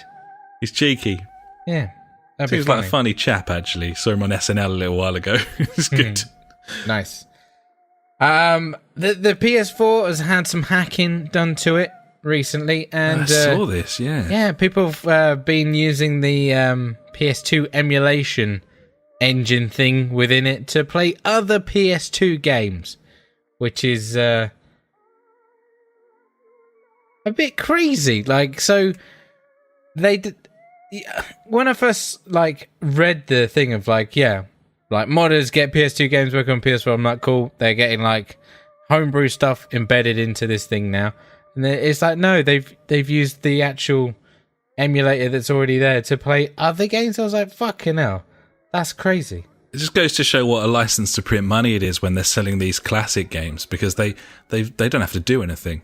You know, no, and the original games are so small file-wise anyway, and they've just got a standardized, a fucking Bleem emulator on the console that's just capable of handling all that shit. Obviously, presumably there's a little optimization here and there, but perhaps not. I don't know. Yeah, crazy stuff, mental, and finally, buddy, I don't know if you noticed this, but Call of Duty World War II just suddenly got a lot more interesting to me because they've added a game mode that I've wanted on console for a hell of a long time. Do you know what game mode that is, mate? I don't, but I'm excited. Prop Hunt. Really? They have added Prop Hunt. Mate, they chucked TTT in there and I'm buying it. They've added also whatever classic demolition game mode is. I don't know what that is. I was just too excited about Prop Hunt. And I watched a video of it, and it is just Prop Hunt. It is. Whereas, one team goes they go in the map and they change to whatever, a bucket, a pillow, a fucking tank, a washing machine. And then the other team just go around and hunt them down. Apparently this is only going to be around for a month or so. Oh. Which is crazy. Why wouldn't you just fucking leave it in there? Why do people do this? I don't know. But I'm just like, that's crazy. It's free. There's no DLC. You haven't got to buy it. It's just fucking Prop Hunt, mate. I think when they chuck something in from a month and then remove it again, it's when they don't believe it's going to be successful and they're just going for a gimmick to try and gain some traction. But I think they'd be surprised how many people would get into that. That's a really fun game mode that I've watched a lot of on YouTube, various people playing, and so good. Yeah, I'd love to get in on something like that. Mate, I'd play that on a game night on a Friday. Yeah, shits and giggles. How about one of all? Perfect game night game. So good. Seriously, fucking someone make a Prop Hunt game. I'll put it on Reddit tomorrow. And Trouble in Terrorist Town. Oh yes. So, seriously, why aren't these games on consoles? They're great. I don't know. I guess just, as I said before, there's no shooty bang bang necessarily involved as such, and people just... But you think someone would have made these as a little arcade game or something, being oh yeah, that's a great game mode. Might as well make that and put it on console, make some money. I guess it's just because of the fact that a first-person shooter is not an easy thing to create cheaply. To have it sort of play. You could do it in Unity. Just like I guess, yeah. Like it's no bother. Like we've got like prisoners at work, like working on Unity. We've got like a 2D platformer game now. We're working on like a 3D environment where with like RPG elements and stuff. Like it's not like for people that like make games, they should easily be able to do it. Like I tell you what might be able to do games. it. Dreams from Media Molecule. No. I mean, that's going to be a game-making game. Looks very impressive from all the trailers. Maybe you could make an FPS in that, and if you could, maybe you could make like Prop Hunt or Terrorist Town. I don't know. Maybe. I'm speculating. Who knows? Yeah, speculation, buddy. Speculation. Anyway, yeah. Prop Hunt, mate. Fucking wish it was on the consoles. Yeah, but it's on there for a month, you say? Yeah, it's on there for like a month or so, I think, which is crazy. Okay. Not worth picking up. Nope. No. Yeah, so there you go, buddy. There's some news from me. Oh, well, thanks very much, buddy. That's your news. And before that, of course, was mine. And that was the news. And now it's time for Out This Week. That's out this week. What have we got, buddy? Anything good? No. Okay, cool. Run them off so we can move on. Okay, we got Dissidia Final Fantasy NT on the PS4. We've got Final Fantasy 12 The Zodiac Age on PC.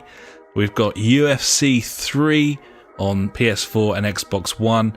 We've got Cold Iron coming to PC. Striker's Edge coming to PS4, and the Switch version of A Night in the Woods launches this week. It's a sort of expansive version with extra bells and whistles. Yeah, cool. Apparently UFC is meant to have loads of microtransactions. Thanks, EA, mate.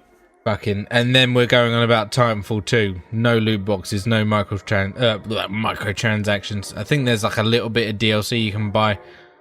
But that game was very much the last sort of bastion, and it was because EA had yet to snap up Respawn, but they have now, buddy. So that's true. Titanfall 2 could be a bit of a legacy title, really. They could always implement loot boxes into that. Like thankfully, Ubisoft it doesn't appear popular enough, so we'll keep quiet about it. And shh, don't tell anyone. Don't tell anyone. Don't tell anyone. Titanfall 2 is fucking amazing. Yeah. Shh. Keep your voice down. We can just play private games, even if there's only fucking 20 of us on there, buddy. It's just, don't worry about it. So yeah, there you go, buddy. That's out this week. Who gives a fuck about that? Indeed.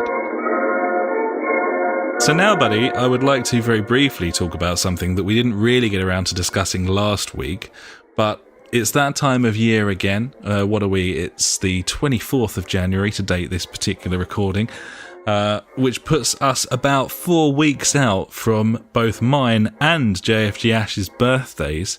Oh, yeah. And therefore, it's time to have a chat, buddy, about our next purchases in the gaming realm. Probably likely hardware. I know you've been talking about 4K monitor possibilities. I've had a sniff at VR.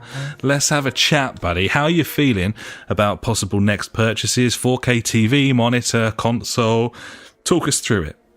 Well, last year it was the PS4 Pro for me. Yeah. Which I got. Somehow I feel like I'm not going to get anything that big because I kind of spunked a bit of cash on a Nintendo Switch only a month ago. You did do that, yeah.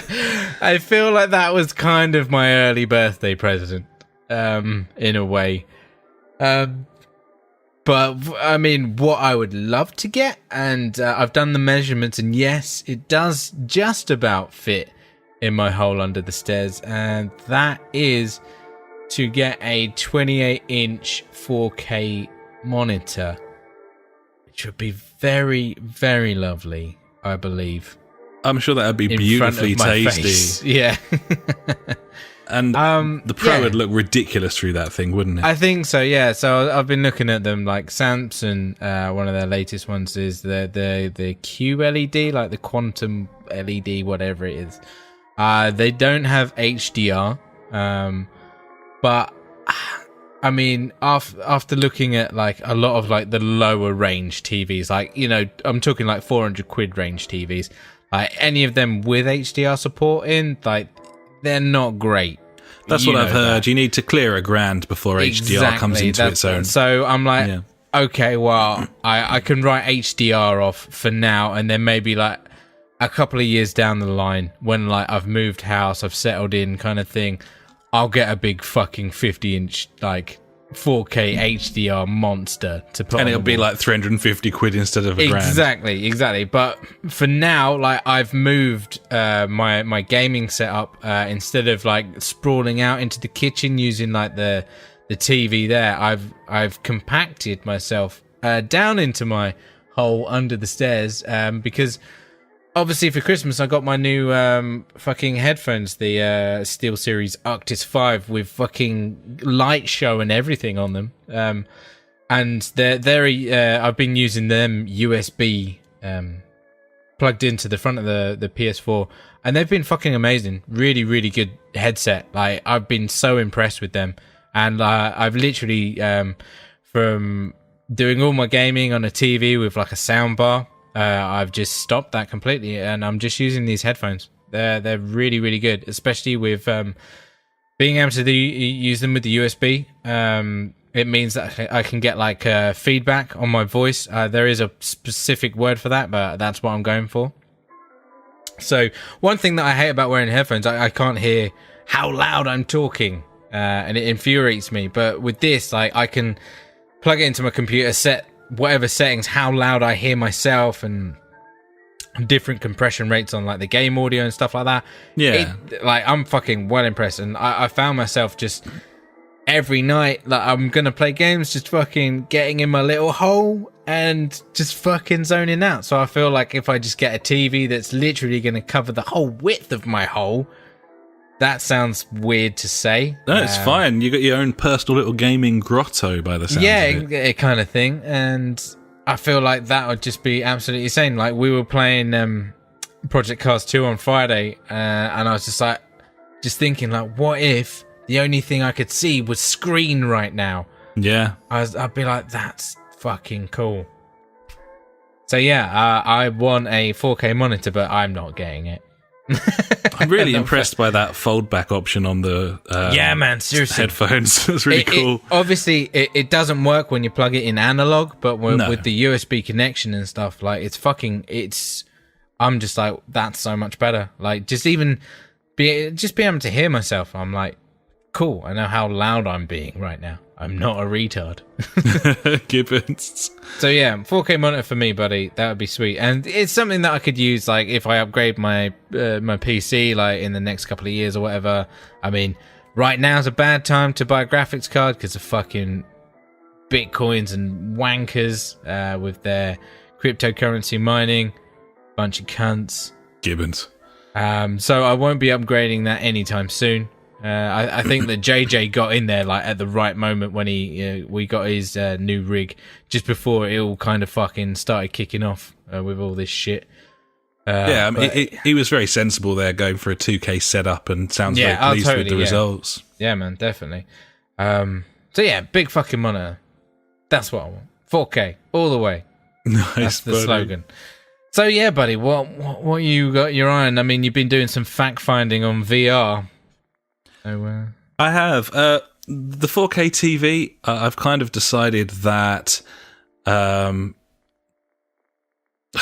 don't know, just the idea that it's a good idea to go 4K at this moment in time, from a TV point of view, for a big, like, 50-inch, it's just that price. It's just a bit much, you know? I know what you're saying. To get a good one that's going to last you at this moment in time, you need to spend, I would say, probably £800. Yeah, I'd say about that. That'd probably do you for basic but decent HDR, for excellent refresh rate, something that's going to last you, like, that's like another 10 thing years. with the monitor, like the refresh rate, and that's like stupid quick. Yeah. because it's got like whatever it is, AMD FreeSync or G-Sync or all that shit in it. So like, I haven't got to worry about looking for that in the in a TV because it's a monitor. That solves that problem very, very nicely. Exactly. So yeah, so that kind of takes the 4K TV off the table for me. On top of which, I don't have a console that can run 4K games. Granted, I could take advantage of Netflix and Amazon, but do we really give a fuck about that? No, we don't. We really don't. We really don't give a fuck right now about that. And so we did speak very briefly earlier last year about maybe picking up Xboxes. Obviously, with this Game Pass thing, that becomes more and more of an alluring purchase. But to me, the thing that's most exciting, the thing that would make me feel like a kid, and just get the most enjoyment out of, I think is VR. I think is probably VR. I've got a setup where I could do think that. You're right there. I've got the camera, I've got the space, I've got the console, I've got a really good sound system. It's VR. I think VR is the answer. And so I've been doing a bit of fact finding. I've been looking at various different... I must have watched every fucking decent review with anyone on YouTube who hasn't got an intolerable voice by this point. Yeah, that will happen. And yeah, it's the one for me, buddy. I now know how to tell the difference between the two devices, even if it doesn't specify in the description which one's the new one and which one's the old one. And I've been looking at the prices of these, and it would appear to me that I've seen a couple of bundles this week around the 240, 250 mark. The bundle, same. with the wands. Oh, with the ones, because they're the elusive ones. They're like fucking, they're like 70 quid for the pair. It fucking does my head in that, like, fucking like 5 years ago these things were like fucking just £2. Man, pick them up, whatever. It's fucking that's the now, nature of the world, isn't it? boom, It's demand. 70 it's demand. quid. You're talking. It's fucking crazy. So yeah, you can get the old model with the two wands. And the camera and VR worlds for $250 if you shop around and do it right. And I don't need the camera, obviously, but they all come bundled with it anyway. The new model, the differences are the HDR pass-through, which I don't give a fuck about. I don't have the telly for it. Why would I spend an extra, £100 to get that newer Just model? to have that, yeah. Screen's the same, all of the fascia's exactly the same. It does have a headphone port on the underside of the right headphone, of the right-hand side of the unit, rather. Whereas the old model has a wire hanging down from there, which then goes to a little sort of fast-forward, reverse volume control thing with a jack on it. So... I think I might kind of prefer that. I don't see a problem with that at all. No, I mean, it is what it is, isn't it? I mean, it's a trailing wire regardless of what you do. You're going to have wires hanging off you anyway, aren't you? So exactly. That's another one. Yeah, you're not going to be moving around with this thing. Other than that, there's basically no difference, other than, again, the fact that you haven't got that dongle. There's actually like a power button on the actual unit for the new one. So that's kind of the end of it, really. I don't need the new one. I don't need to fork out the extra money. And so, yeah, it's the old one for me. It's looking to be around $250, and I'm all in. I'm going for it, frankly. I'm really excited. I've been watching lots and lots of stuff. I feel like about sometime in the last 3 or 4 months of 2017, some games started coming out that were legitimate full-length games for this thing. Yeah, totally. Up until that point, it was tech demos. Yeah. So... There's going to be some good ones come out this year as well. And the fact that they're kind of pushing it, like every, 3 months you get a new one, or every 2 months you get a new one on PS Plus as well. I mean, that always helps. There's over 100 VR games announced for 2018 already. Obviously, that figure is made up of a lot of bullshit and tech demos and nonsense. Yeah. But also, it's worth noting that a lot of these VR games, because we're a little bit of a distance from the launch of the thing over a year ago, are very cheap now. You can get Job Simulator for under a tenner. You can get a lot of the sort of flagship tech demos that came out with it for very, very cheap. There's some really exciting games on the horizon. I'm just really excited. I think it's going to be a fantastic little thing. Obviously, we do have one listener we know of who has PSVR. And definitely. That's Mr. Mel Gibson's Soul. He hasn't been legend. especially kind to the system, to be honest. Not because he doesn't like the system, but because the support just hasn't really the lack of support, been there as an obviously. early adopter. Well, I think that this is the year where that will change. And I'm willing to go out on a limb for that because, honestly, the experience because that I've convinced myself I'm getting one. Well, it's happening. It's my birthday, and I'm getting a toy. And fuck you all. That's what's happening. Do it. That's the Fuck way that it shit, feels. buddy. Yeah, man, totally. That experience, that 5-minute experience that I had at Rezzed in 2014, It's never gone away, 15, has it? It hasn't. It's never gone And this year, the London studios are releasing that full. Is it Blood and? What's it called? The heist one or whatever it is. Yeah, they released the London Heist as a PSVR Worlds tech demo, and London Studios Blood and Wine. Truth, Blood and Truth. Is coming out this year, among many other things. The Inpatient just launched from the Until Dawn guys. That looks really cool as well. I'm really excited to get a new toy. I really am. Nice. It's so cool. So yeah, I'm keeping my eye on the deals because obviously there's no point waiting until birthday week and getting a worse deal. Just fucking buy it. Exactly. So we're looking Now the at the question moment. is, are you going to hold off until your birthday to play it, or are you just going to fuck it, just get it there and then and go? I do not know Okay.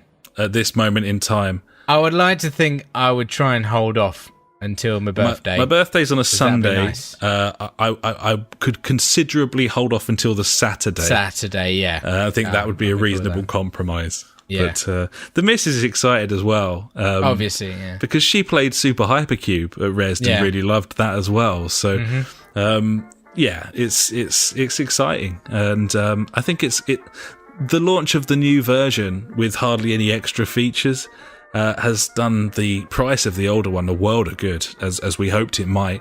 And I don't think that's especially unreasonable a price at this point. If you consider the fact that they are peddling the wands for 70 quid, then you're talking about getting that base unit for 180, and I think that's quite reasonable for a VR headset in this modern age. Totally. So there we go. So that's not quite the end of our VR discussion, but we will move sections, buddy, because it's probably time for Fuckwit Corner. Fuckwit Corner with Funk. Fuckwit Corner with Funk. He's got some questions.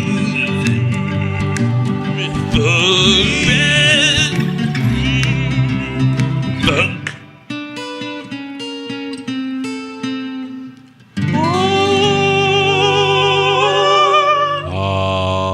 Has he got any questions? Well, obviously. Yeah! Yeah! Funk says this week. I did mention to him about the VR thing, and we were talking about it last week anyway. Funk says, interesting that you're thinking about taking the plunge into VR. What games do you think you will get first? I haven't really heard of any that aren't racing games that would be cool. So firstly, buddy, I want to lay some facts down for you here, and you're not going to like these Okay. at all. These are some things that I have learnt this week. And Stats. this is a fine example of why you need to do your research rather than assume things when you're making a large purchase. Okay. Obviously, how much what you consider a large purchase depends very much on your bank balance. But for me, this That's is a true. fucking large purchase. So, course it is. allow me to tell you these facts, buddy. Gran Turismo Sport is a VR game, yes? Virtual reality game. The only thing you can do in Gran Turismo Sport in VR other than walk around the vehicles is a 1v1 race against one computer car. Okay. So you can't fill up a whole grid, you can't Can't get a even do grid. time trials. Okay, cool. All you can do is race against one car. 1v1. See, me being me, I'm thinking, fucking sweet, I'll play this game all in VR. I can do it all because it's a fucking racing game. That's what it was marketed when as. nothing changes because it's a racing game. No. But obviously, it can't handle... Why can't you do time trial? Fuck, I mean, Because they seriously. didn't bother. Cunts. But it was sold as a virtual reality experience, and if you go on various websites, the blurbs and descriptions, they don't mention this at all. I found this out by watching Gran Turismo Sport VR reviews on YouTube of people going, "What the fuck? Fuck is this?" Yeah, exactly. I'm losing my shit right now because of this game. Conversely, Project Cars 2 does not support PSVR Wow, okay. at all. That's Neither a shame. did Project Cars 1, Well, even though okay. the others do. I mean, doesn't have to. It doesn't have to, but that does suck because I was excited about the idea of doing that, and you can't do that. Okay, yeah, that's a bump. What you can do is play it in VR with the FOV slider all the way up so that you're so zoomed into the cockpit that you can look around without getting off the edge of the screen. And people are doing that. But That sounds like something you're going to do. I might give that a go. Yeah. So actually, the only racing game that features a full grid and all of the content in VR as well as out of VR is Drive Club. And Dirt Rally is the other one. But both of those games require you to pay like a $5 for the VR upgrade. Did you say F1 or Drive Club because you cut out? It was Drive Club. Drive Club and Dirt Rally. And Dirt so Rally. Not F1 then? F1, as far as I can tell, F1 has no VR support whatsoever.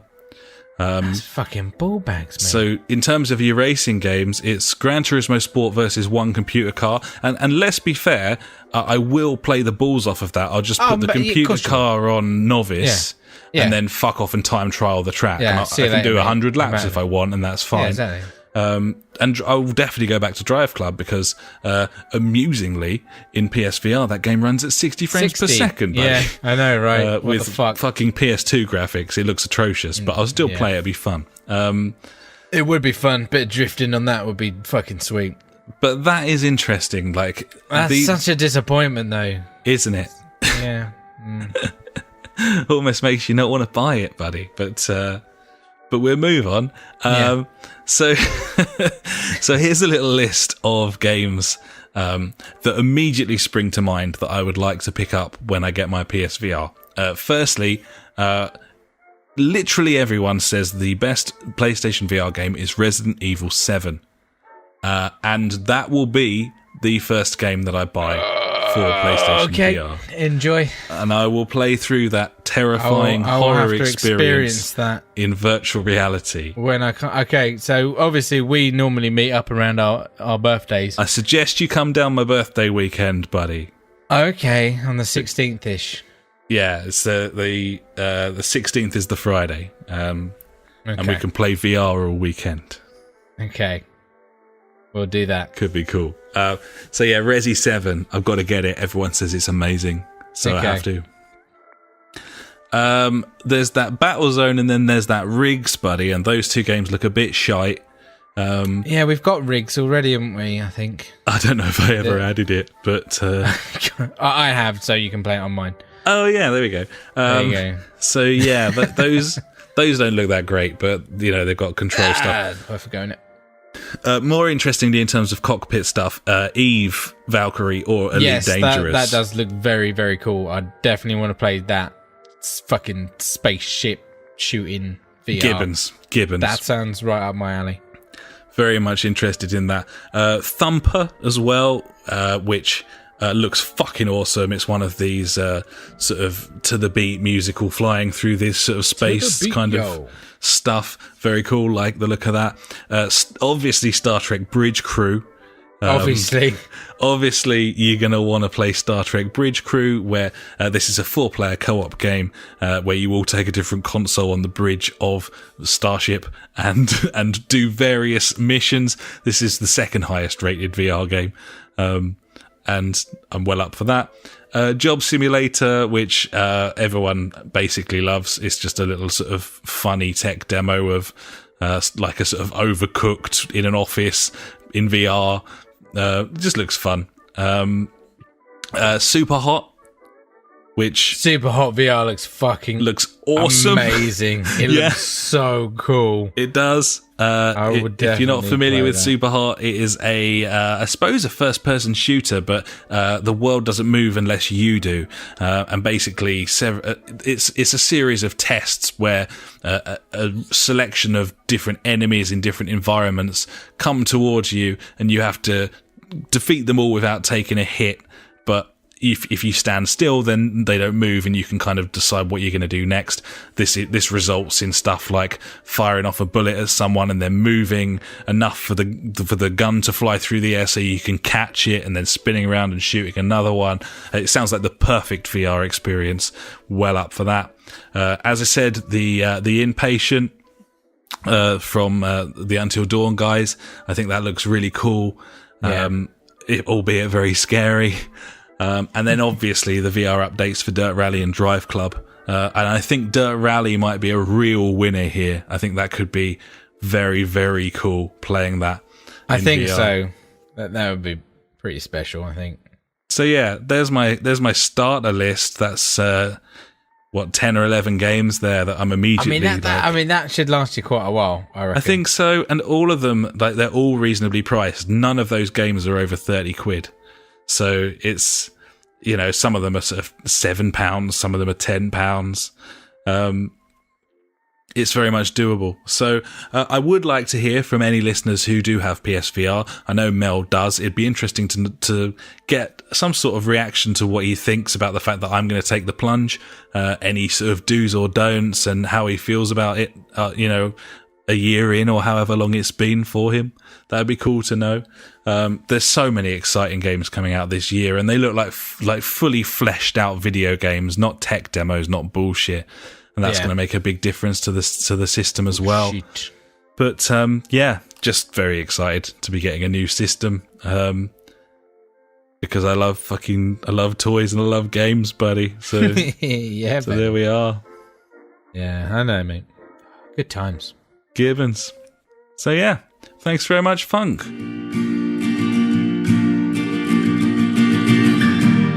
Every week we end the show with questions and comments sent in by you. If you've got anything for us, just pop an email to the jfgpodcast@gmail.com or contact us on Facebook, Twitter, or at justforgamers.co.uk.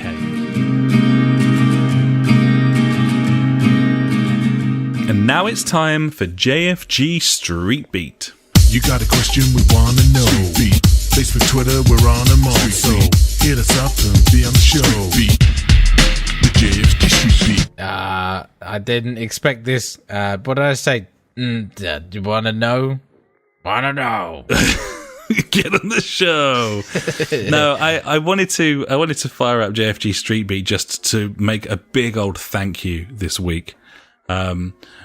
Because it's that time of the year again when we need to renew our hosting and our whatchamacallit Domain name. Domain name. There That's you go. The one. IT technician here. I'm on it. Yeah. So yeah, I just wanted to say a big thank you because obviously several of you have donated over the last year or so, and obviously we massively appreciate that because it means that when this time of year comes around, we've usually got enough in our little PayPal kitty, the Justice for Gamers, or Just for Gamers as it is now, to pay those fees and keep the site running for another year or two. And thanks very much to our kind listeners. We are in that position again this year, aren't we, buddy? We've got the funds to cover it, and we're good to go. For another year. For another year. Keep going. Yeah. Who knows? I might redesign the website again. He's checking it again. No, fuck that. I think I've done a good job. I like it how it is. Well. It's beautiful. Yeah. Works very nice indeed. Yeah. So yeah, no. Fucking hours went into that, mate. I'm just saying. Just wanted to say a big old thank you to you guys for supporting us. Yeah, just obviously the donations just fucking insane. You guys are crazy. We're just talking about computer games here, Exactly. You're very, very generous. You're very, very kind. The fact that you listen at all is payment enough. I want another. Yeah, Yeah. just like the whole getting in touch, giving us like questions and stuff to go through. Like, yeah, fucking love it. Talking about questions, on the website, I've added a link to our Discord chat channel, whatever it is. I mean, we just use it for us at the moment, and I just stick random bits of news in there. But I thought, fuck it, I might as well see if anyone else wants to use Discord. That's a good idea, because I'm on use it every day now. Same. So yeah. I thought, why not? So yeah, if you want to join our Discord group now as well, or Discord channel, there's a link on our website, just where the social media icons are. There's one for Discord, because I upgraded us to Font Awesome 5 this week, buddy. Very tasty, buddy. The number 5.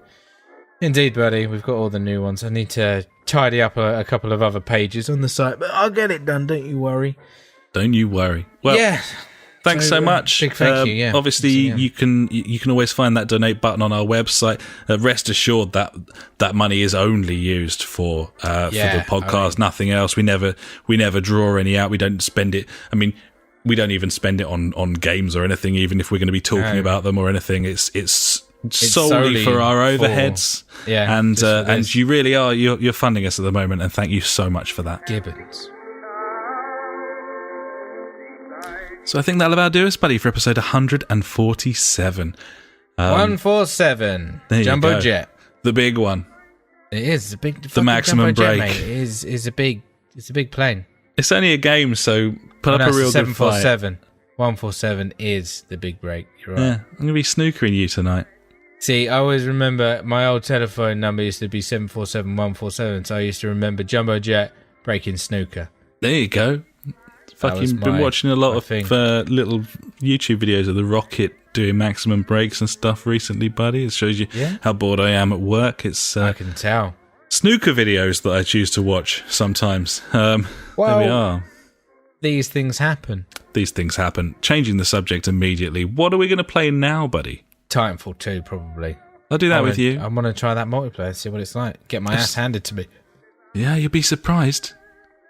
You'd be surprised. Good. You're competent. If you're competent at shooters, then you'll get on with this. I'm an average online shooter. Yeah, that'll do you. Well, we're going to fuck off and do that then, I think. It only remains for me to say thanks so much for listening. And here are a selection of places that you can find us. For example, www.thejfgpodcast.co.uk, Facebook /the JFG Podcast, Twitter. We are at the JFG Podcast. You can find us on all of those there video streaming sites. For example, the TubeTubes. You can find us on Twitch.tv. You can find us on Beam.fucking.pro, Mixer.com. Same thing. SoundCloud.com/JustForGamers if you want to listen to an episode from before the dawn of time. Come and join our PS4 community. It's the JFG Podcast on your PS4 if you have one. Come and join our Discord channel, buddies. It's on our website. Just jump in, have a chat with us, tell us we're cunts. We'd like that. I think I'm going to make a chat section in there just of all my news favourite things of this week and just post them in there constantly as I find them. That sounds good. Yeah. It means that I have one single place where I can find my news when I come to report it on a Wednesday. Mate, we could just post the whole pod notes in there each week and then we could stop wasting everyone's fucking time. Maybe we should. True. We'll just do that. Yeah. Maybe we should do that. Yeah. No, we won't do that. But we're also on Google Plus, of course, buddy. If that's how you choose to live your life. I'm just going to say, can someone send some fan art in? We've never had any. I mean, it could just be like Blue Peter. Just a drawing of a couple of penises or something. I mean, I've never had fan art. That'd be interesting. I like that. Yeah. Send it in, post it on the community board, whatever you like, really. Couple of penises. Yeah. It's episode 147, buddy. We finally arrived where you're asking the listeners to do drawings. That's what we've got to now. I think that's the only time I'm ever going to do it, but I just thought, why not? Well, now's your chance. I mean, if anyone's still listening this far into it, then I feel like they're the type of person that will draw 2 penises and post it in one of our communities. Well, we can but hope, buddy. Indeed. Well, there we go. Thank you so much for listening, buddies. We're off to jump in our Titans and probably lose a game for the other team, or our team, or the other team, depending on which team we're on. Who knows? Yeah, we'll find out. knows? Thanks so much for listening, buddies. We'll catch you next week. Until then, I've been Alex. He has been Ash. Goodbye. Farewell.